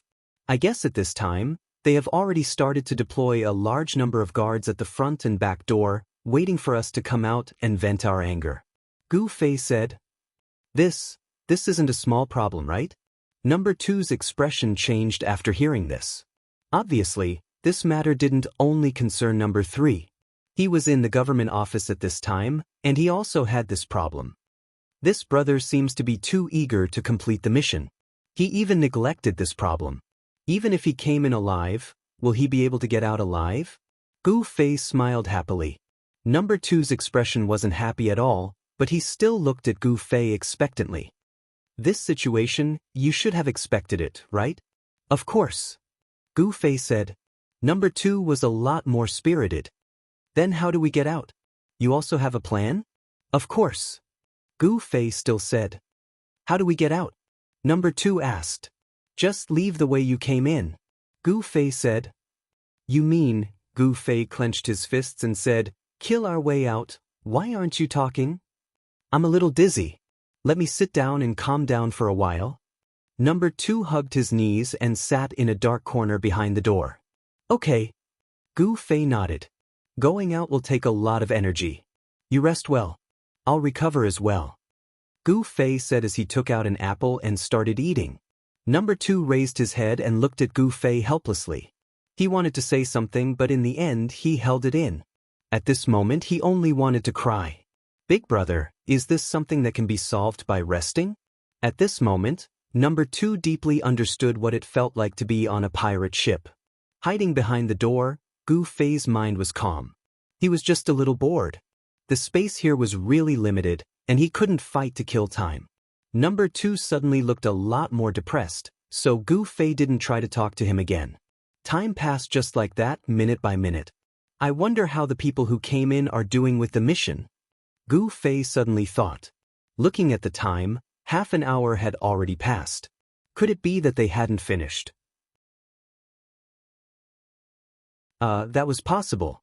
After all, it was their first time here. This was a big mansion, so they had to look around. Especially those who were looking for things. Asking the NPC might not be useful. Thinking of this, Gu Fei felt his scalp tingle. He suddenly remembered that he had just accepted such a task, and it was a shameful theft.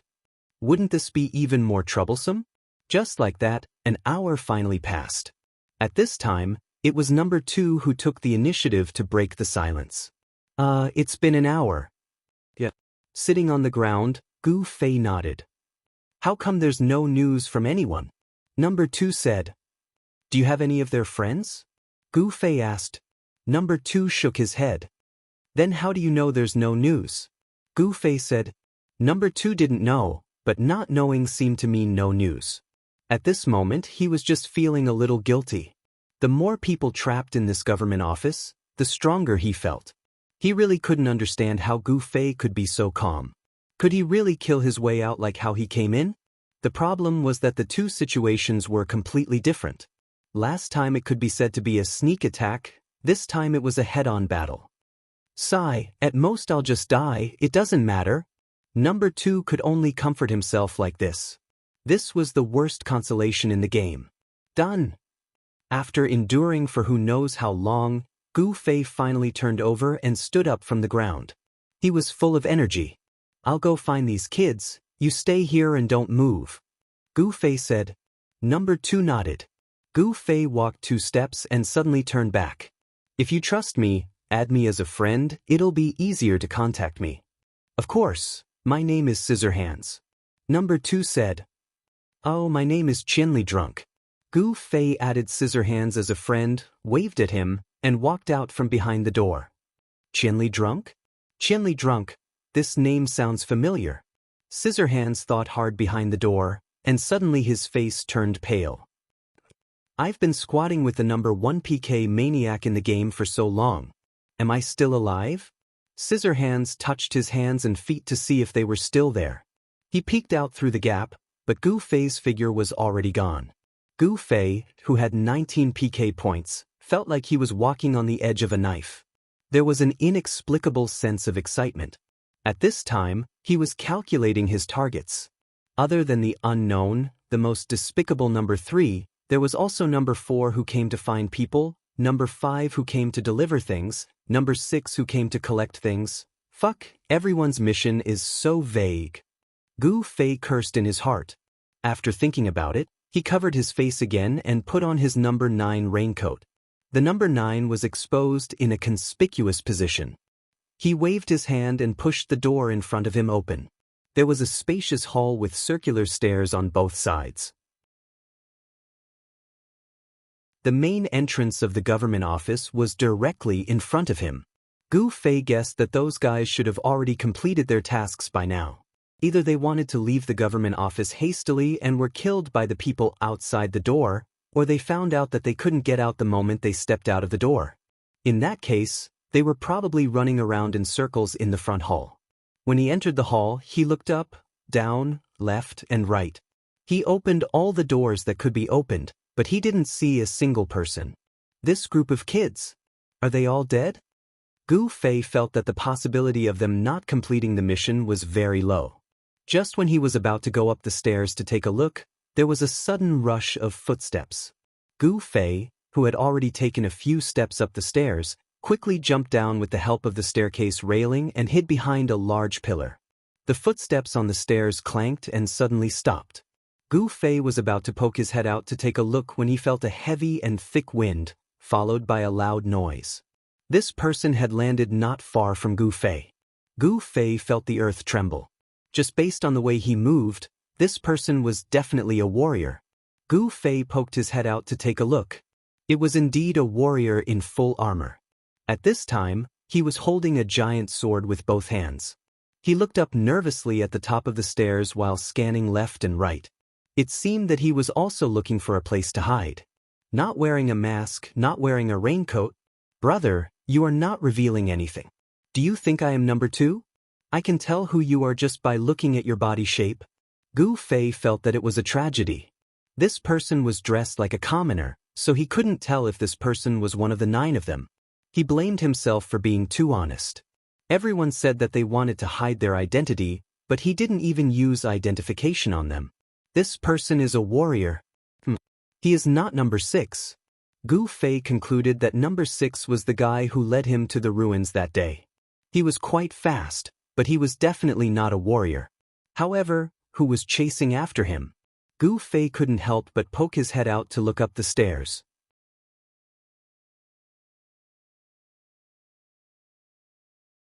Chapter 469. The second set of footsteps on the stairs was much lighter. It was obvious that it wasn't a heavy class. Was this person a player or an NPC in the building that could chase someone into such a pathetic state? Gu Fei poked his head out. Before the people on the second floor could see what was going on, he saw the soldier looking around for a while before he found a pillar and hid behind it. He continued to hold his sword tightly, his body like a taut bow and his ears pricked up. It was obvious that he planned to hide here and sneak a heavy blow to his opponent when he appeared. In the end, he didn't wait for the enemy, but the enemy's attack. Gu Fei raised his head to look for someone, only to see a flame suddenly appear in the middle of the hall, the heavenly fire wheel. Fuck, how bold! Gu Fei was quick to react.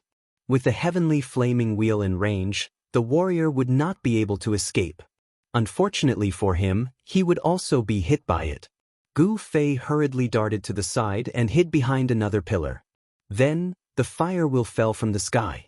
The warrior couldn't dodge in time and was grilled. When he turned his head, he saw Gu Fei.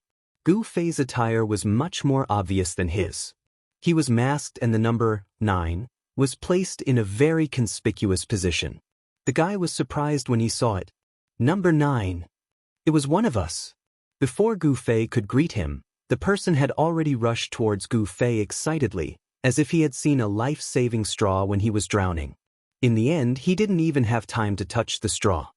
He only took a few steps from behind the pillar when he stepped on the rising, blazing 3,000 layers flames. Gu Fei dodged the spell with a quick retreat. He couldn't do anything to the warrior, who he didn't know what number he was. He could only watch as the warrior disappeared in the sea of fire. Killing a warrior with 2 spells wasn't something a normal mage player could do. Gu Fei was naturally one of them. Who else could it be? Drifting? Strange pupil? Or was it the NPC mage guarding the government office? Before he figured it out, Gu Fei decided not to act rashly. If they were experts like Drifting and Strange Pupil, Gu Fei would not be afraid. What he was afraid of was a strange, high-level NPC like the system. Right now, it was best not to provoke it. Gu Fei, who continued to hide behind the pillar, did not move. The footsteps on the stairs also stopped, and the hall returned to silence. Gone? Or are you looking for me? Gu Fei didn't know if the other party had noticed him. After all, that person had shouted, "Number 9, excitedly. He didn't know if the person on the stairs had heard it or not. Leaning close to the pillar, Gu Fei moved slowly, changing his field of vision little by little, but in the end he still saw nothing. Gu Fei simply took out an apple and threw it up the stairs with all his might. Pa! The apple fell on the stairs and then bounced down the stairs, rolling down the stairs. The sound was clear and bright in the whole hall. Is he really gone? Gu Fei walked out from behind the pillar and came to the stairs. He caught the apple that rolled down and looked up. There was no one on the stairs. He walked up the stairs, but before he took a few steps, he suddenly heard footsteps coming from the hall below. Gu Fei turned his head and flung the apple in his hand away. Although the apple that Gu Fei threw did not deal any damage, it was as accurate as any skill in the game. The person was hit in the head and screamed in shock. Then he realized that it was an apple that had hit him. When he looked back, he saw a masked man in black jumping down the stairs and dashing towards him.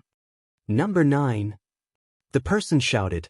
Gu Fei stopped in his tracks, but still maintained his distance and did not approach. After all, among the 9 people, Number 3 was going to be an enemy. Gu Fei did not dare to let his guard down. It's me. Number 4. The person could tell that Gu Fei was still suspicious of him. He quickly put on his clothes and mask and changed into his raincoat with number 4 embroidered on it. So it's you. Gu Fei smiled. He could recognize number 4 because number 4 was the most talkative.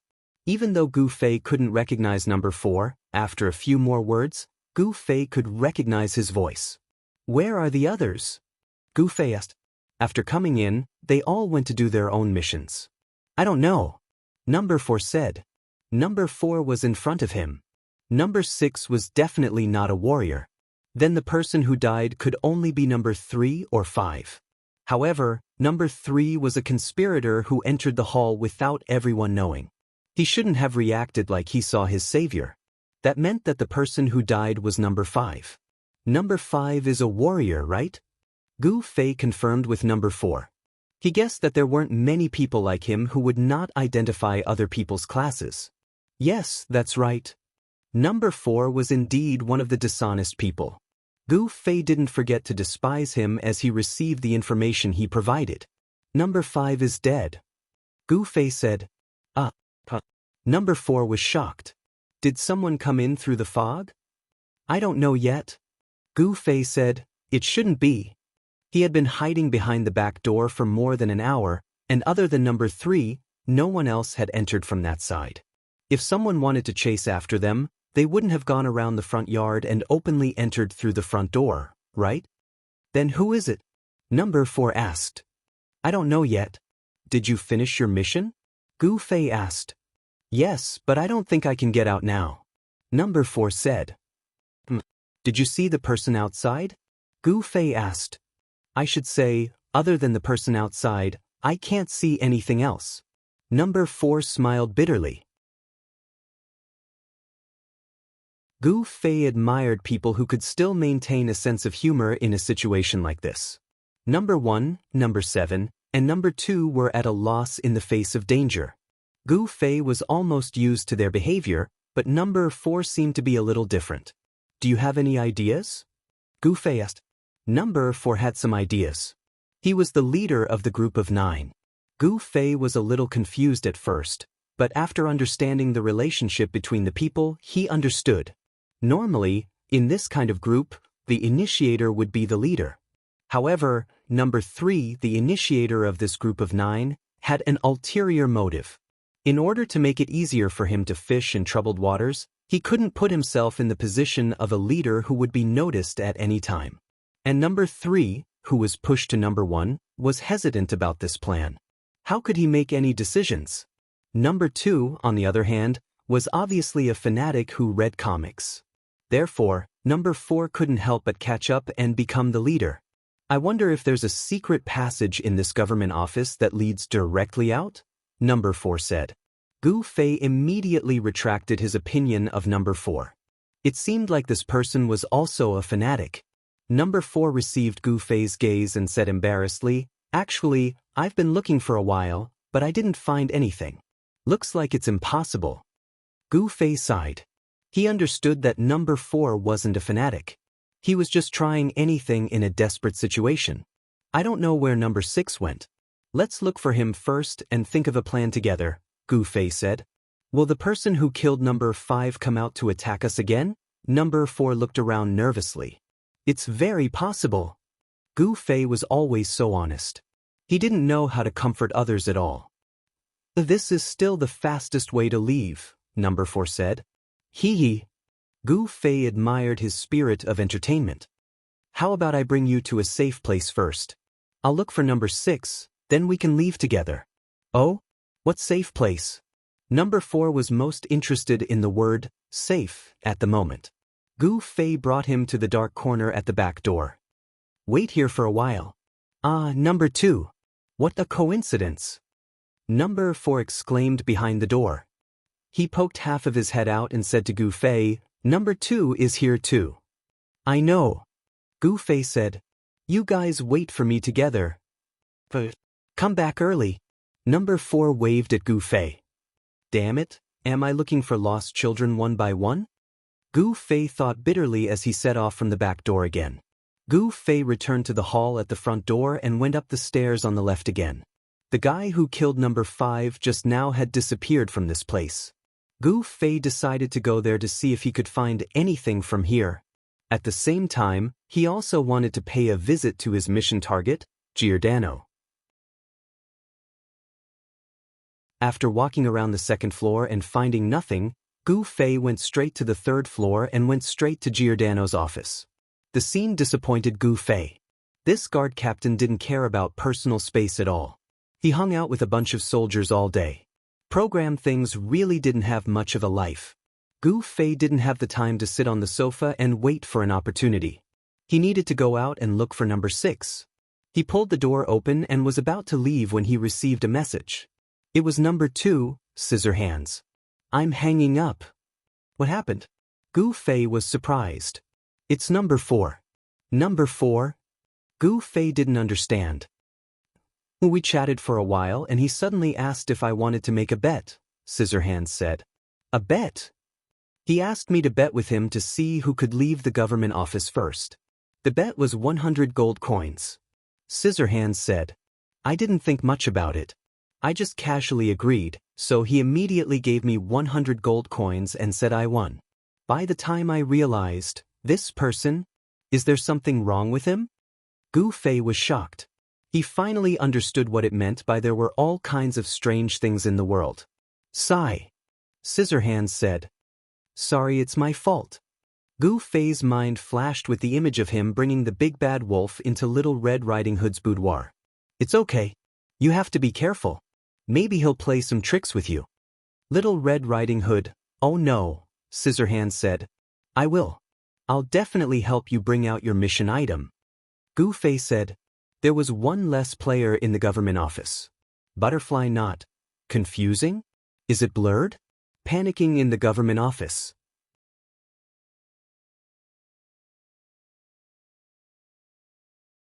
Chapter 470. Who is this number 4? With this question in mind, Gu Fei rushed out of the guard room and prepared to go down to the first floor to find that guy. The government office was silent. The guards stood on both sides. Although they were humanoid, they were still lifeless machines. Gu Fei ignored the machines and quickly rushed down the stairs. He passed through the hall and the short, dark corridor that he had entered from the back door appeared in front of him. Gu Fei was sure that number 4 was still here. Judging from his actions of killing number 2, this was already a PK without any profit or purpose, and he had even paid 100 gold coins for it. In that case, it could only be his hobby, something which he found very interesting. Killing number 2 was interesting, and killing Gu Fei was the same. So he would definitely wait here for Gu Fei to come back and ambush him. Gu Fei had been squatting there for more than an hour, and he was familiar with the view from the crack of the door. Gu Fei used teleportation to flash past the area covered by the crack of the door and continued to move forward cautiously. But wouldn't it be too easy for him to PK this guy? Gu Fei wondered if there was a better way to punish him. Gu Fei looked around the corridor. He saw the door handle and the wall lamp on both sides of the wall. Gu Fei suddenly had an idea. Walking to the door quietly, Gu Fei took out a long rope and tied it to the door handle. On the other side, Gu Fei looked at the wall lamp. If he pulled it over and tightened it, the gap between the door and the wall would become narrower. What was even more amazing was that the ceiling of the corridor was protruding downwards. If he pulled the door all the way to the end, it would form a perfect structure. So, being trapped in this dark and narrow space seemed like a good punishment. This was Gu Fei's plan. Next, he had to fix the other end of the rope to the wall lamp.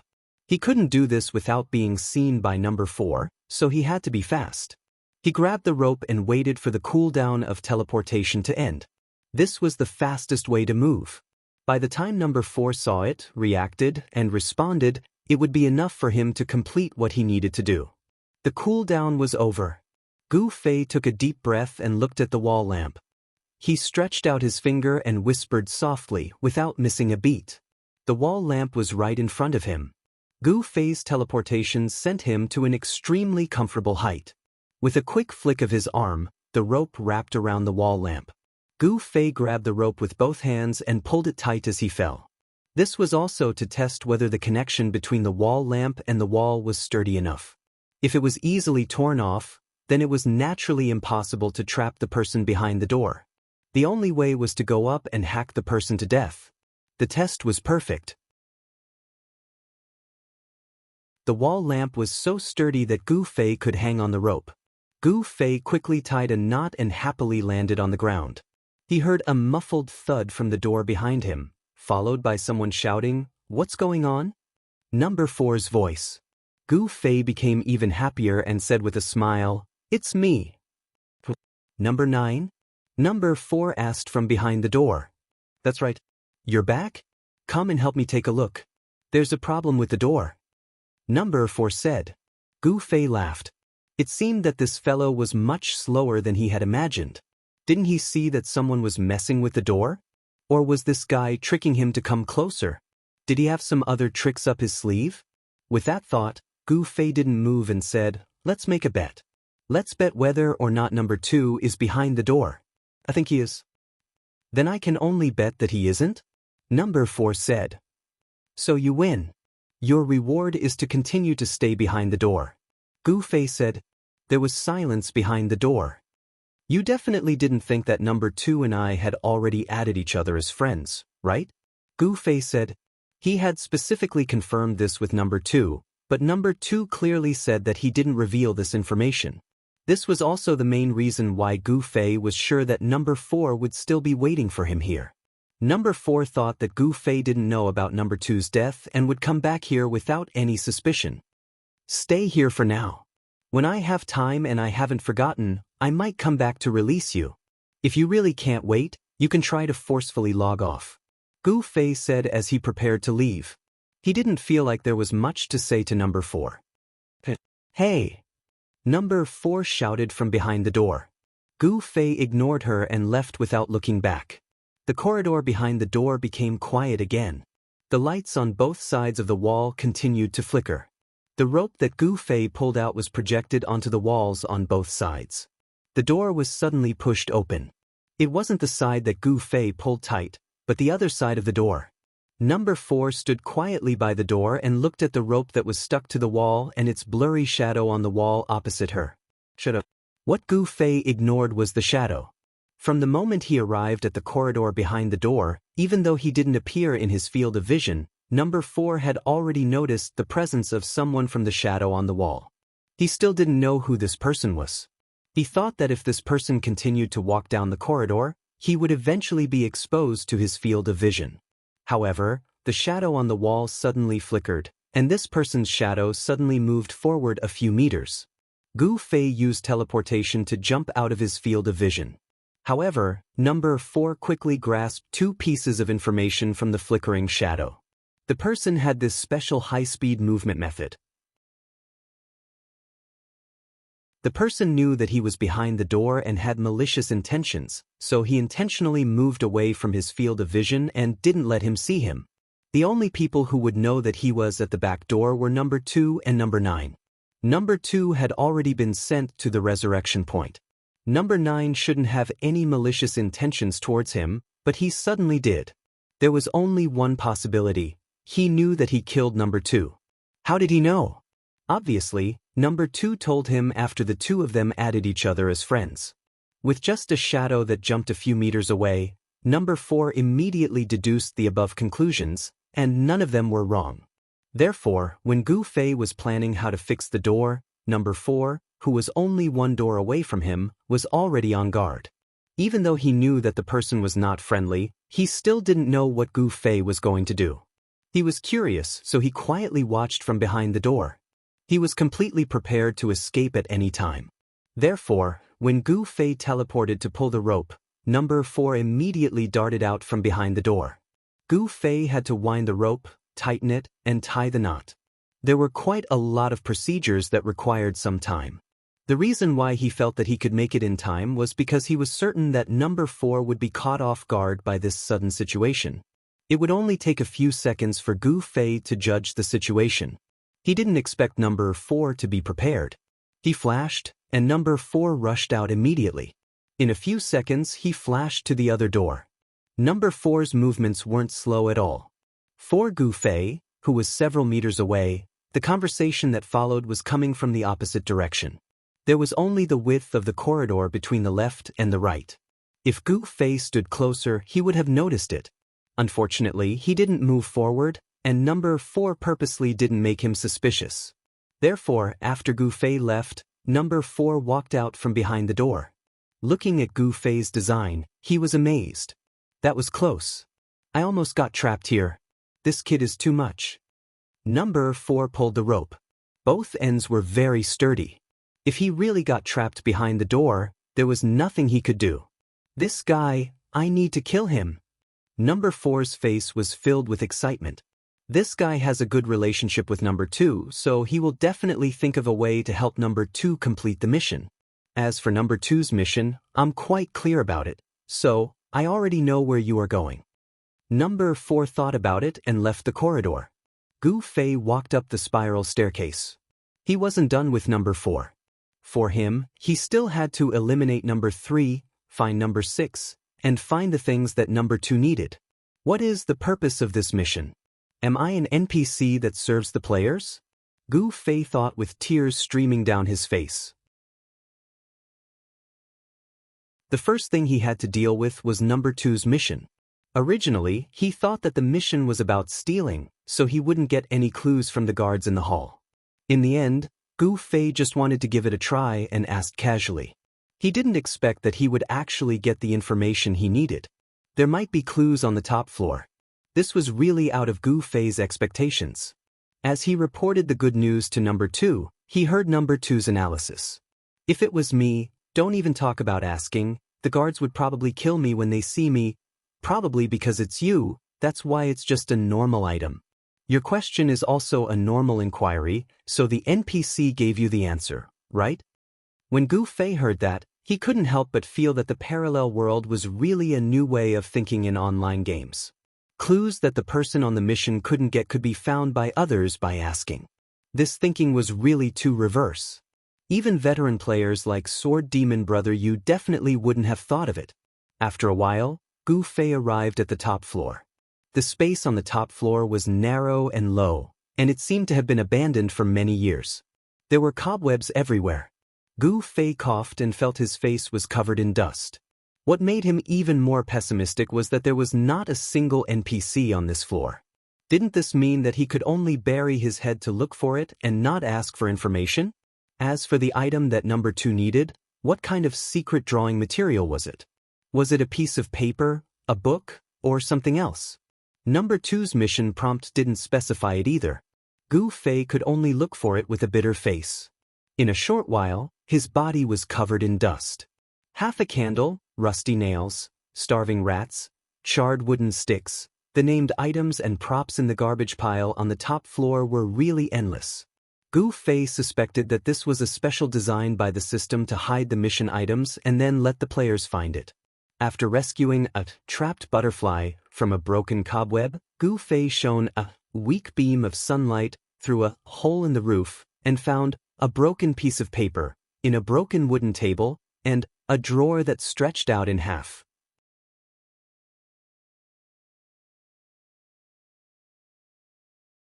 Chapter 471. Gu Fei stepped forward and picked up the broken piece of paper. He glanced at it and found that it was indeed a blueprint for making clothing. This was something that was often needed for life skills to learn how to make equipment through the blueprint. There was a fundamental difference between this and the raincoat that number 2 made on his own. The things that he made on his own would only have the appearance, but the things that he made through the blueprint would have the essence of the game, which was the attributes of the equipment. After sending the information of this item to number 2 for confirmation, it was indeed the item that he needed for his quest. Knowing that Gu Fei had obtained it, number 2 cheered and forgot the pain of dying a level, which made Gu Fei feel very gratified. After putting the blueprint into his pocket, Gu Fei was already ready to leave the junkyard. When he turned around and walked past the broken window, he inadvertently glanced out and couldn't help but laugh. Through the broken window, Gu Fei happened to see number 7 who was still in the backyard. This guy had completed his quest, and now he only wanted to stay alive. Unfortunately, the backyard was also in a state of panic, and the players who were looking at things through the fog were mobilizing their troops everywhere. Number 7 hid in the grass and didn't dare to move. Gu Fei looked down at his sorry state and thought it was funny, but at the same time, he saw the players who were looking at things through the fog a few meters away from him, and he couldn't help but break into a cold sweat for him. At this moment, a string of burning fireballs suddenly streaked across the sky. With Gu Fei's eyesight, he knew that the fireballs were heading towards number 7. In a great shock, he quickly extended his sword out of the window and chanted a rapid fireball. Gu Fei's original intention was to use his rapid fireball to collide with the opponent and neutralize the opponent's attack. This skill was extremely difficult, and Gu Fei wasn't completely confident. In addition, there was a time delay when he released the rapid fireball, and Gu Fei didn't usually use this skill, so he didn't know how long the delay was. In the end, there was a deviation. Gu Fei's rapid fireball brushed past the tail of the string of fireballs, and the string of fireballs continued to rush towards number 7, who was lying on the ground and didn't know it at all. Gu Fei could no longer warn him and could only watch helplessly. Who would have thought that just as the string of fireballs was about to hit number 7, it suddenly burst into a ball of fireworks in the air. Gu Fei was overjoyed. He knew that this was the limit of his magic skill. Spells were different from the arrows of archers. After the arrows reached the range, they would fall to the ground like a physical phenomenon, but once the magic reached the limit of the range, it would disappear. Because the rapid fireball would have an explosion-like effect after hitting the target, when it reached the limit, it would not be able to continue flying, so it would naturally explode. Gu Fei didn't feel happy for number 7 for long. Although the string of fireballs didn't hit number 7, it completely attracted the attention of the confused players in the backyard. They all rushed in that direction to check, and poor number 7 was pulled out by them. This guy raised his hands in surrender as if he wanted to explain something, but the players didn't give him the chance. Each of them used a skill and used him as a tool to vent their anger. Was this mage the one who killed number 5? Gu Fei thought as he rushed out of the trashy attic. Judging from the trajectory of the rapid fireball, Gu Fei guessed that it was probably 2 floors lower than the top floor. The guy must have been outside a room near the window and found number 7 in the backyard, so he immediately killed him. This kind of behavior didn't seem like the style of an NPC. Could it be number 3? Gu Fei thought as he quickly rushed to the room on the floor he determined. At this time, he was a little confused. If this was really number 3, then he had already successfully entered the government office. All he had to do was to complete his mission. Why did he attack these players who were originally abandoned by him? Didn't he just let them live and die on their own? It seemed like all these doubts could only be solved by finding this guy. Gu Fei rushed to the floor and saw a figure walking out of one of the rooms. "Stop!" Gu Fei yelled as he rushed over. The figure didn't stop and turned to run. However, since he was a player and a mage, there was no way he could be faster than Gu Fei. A mage that added agility was really unique in the game.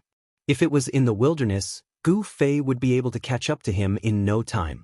However, this was in a building, so absolute speed didn't give him much of an advantage.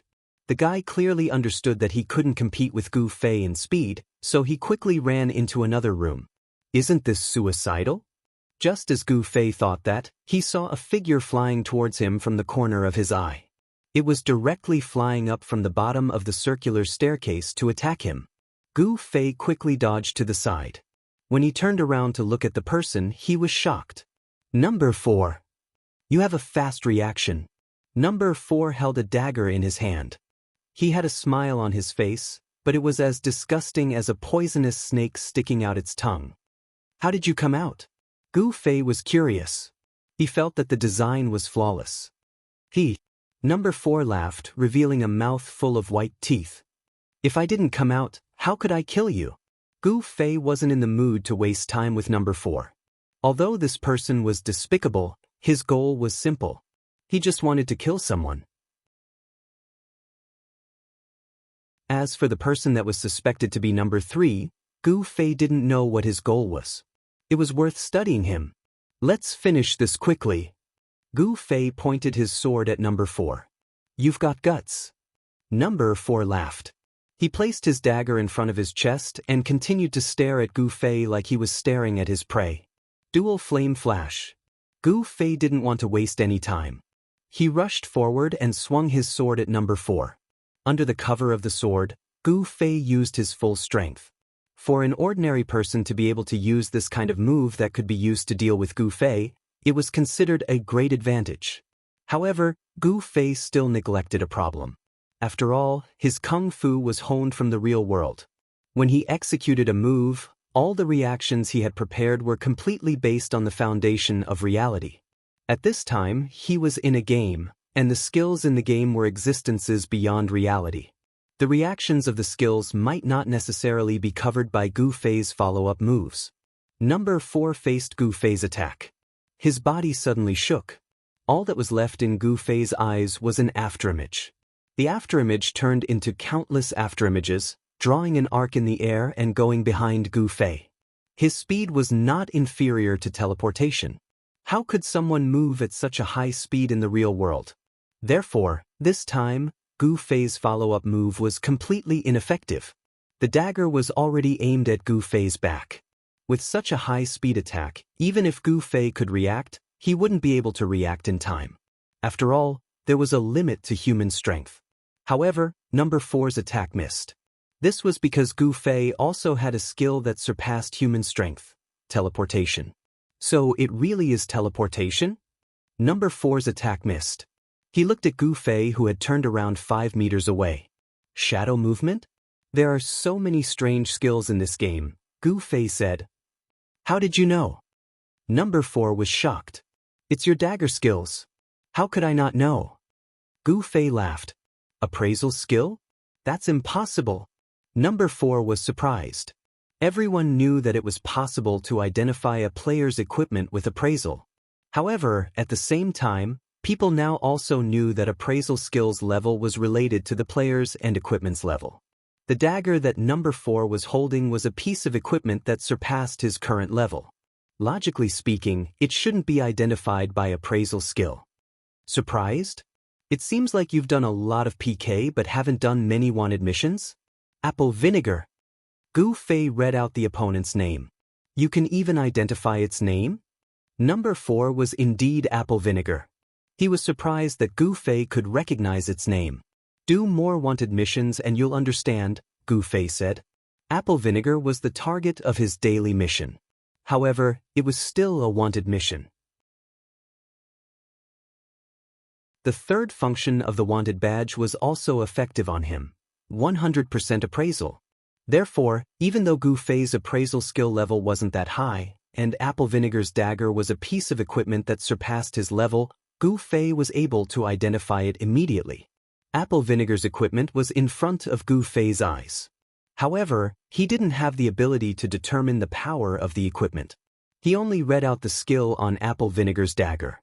Shadow movement, an assassin's ultimate skill that left an afterimage and instantly appeared behind the enemy to deal a fatal blow. What a troublesome skill! Gu Fei sighed. With the help of the system, this kind of skill was more difficult to deal with. 1 minute cooldown, Gu Fei said. Looks like we don't have time for nonsense. We have to hurry. I think so too. Apple Vinegar smiled. He didn't seem worried about such a powerful skill being on cooldown. Watch out. Gu Fei swung his sword. Apple Vinegar's face revealed an evil smile. His afterimage once again drew an arc and flashed to Gu Fei's side. Ha! Can you identify the skill on my skill tree? Apple Vinegar's loud laughter came from behind Gu Fei. The viper-like dagger stabbed out again. He stabbed Gu Fei, but it was as if he stabbed air. Apple Vinegar was startled. At this time, Gu Fei had already turned around. He alternated his hands. The raincoat that slid down from his shoulders was actually tied into a knot, tightly wrapping around his right hand and his dagger. It's not a good thing to talk too much because it's very noisy. Gu Fei used his left hand to pick his ear. His right hand had already flashed the night-flowing light sword again. Apple Vinegar was still looking at his right hand that had been beaten up. His face was full of disbelief. But Apple Vinegar seemed to be talking to himself. You don't know?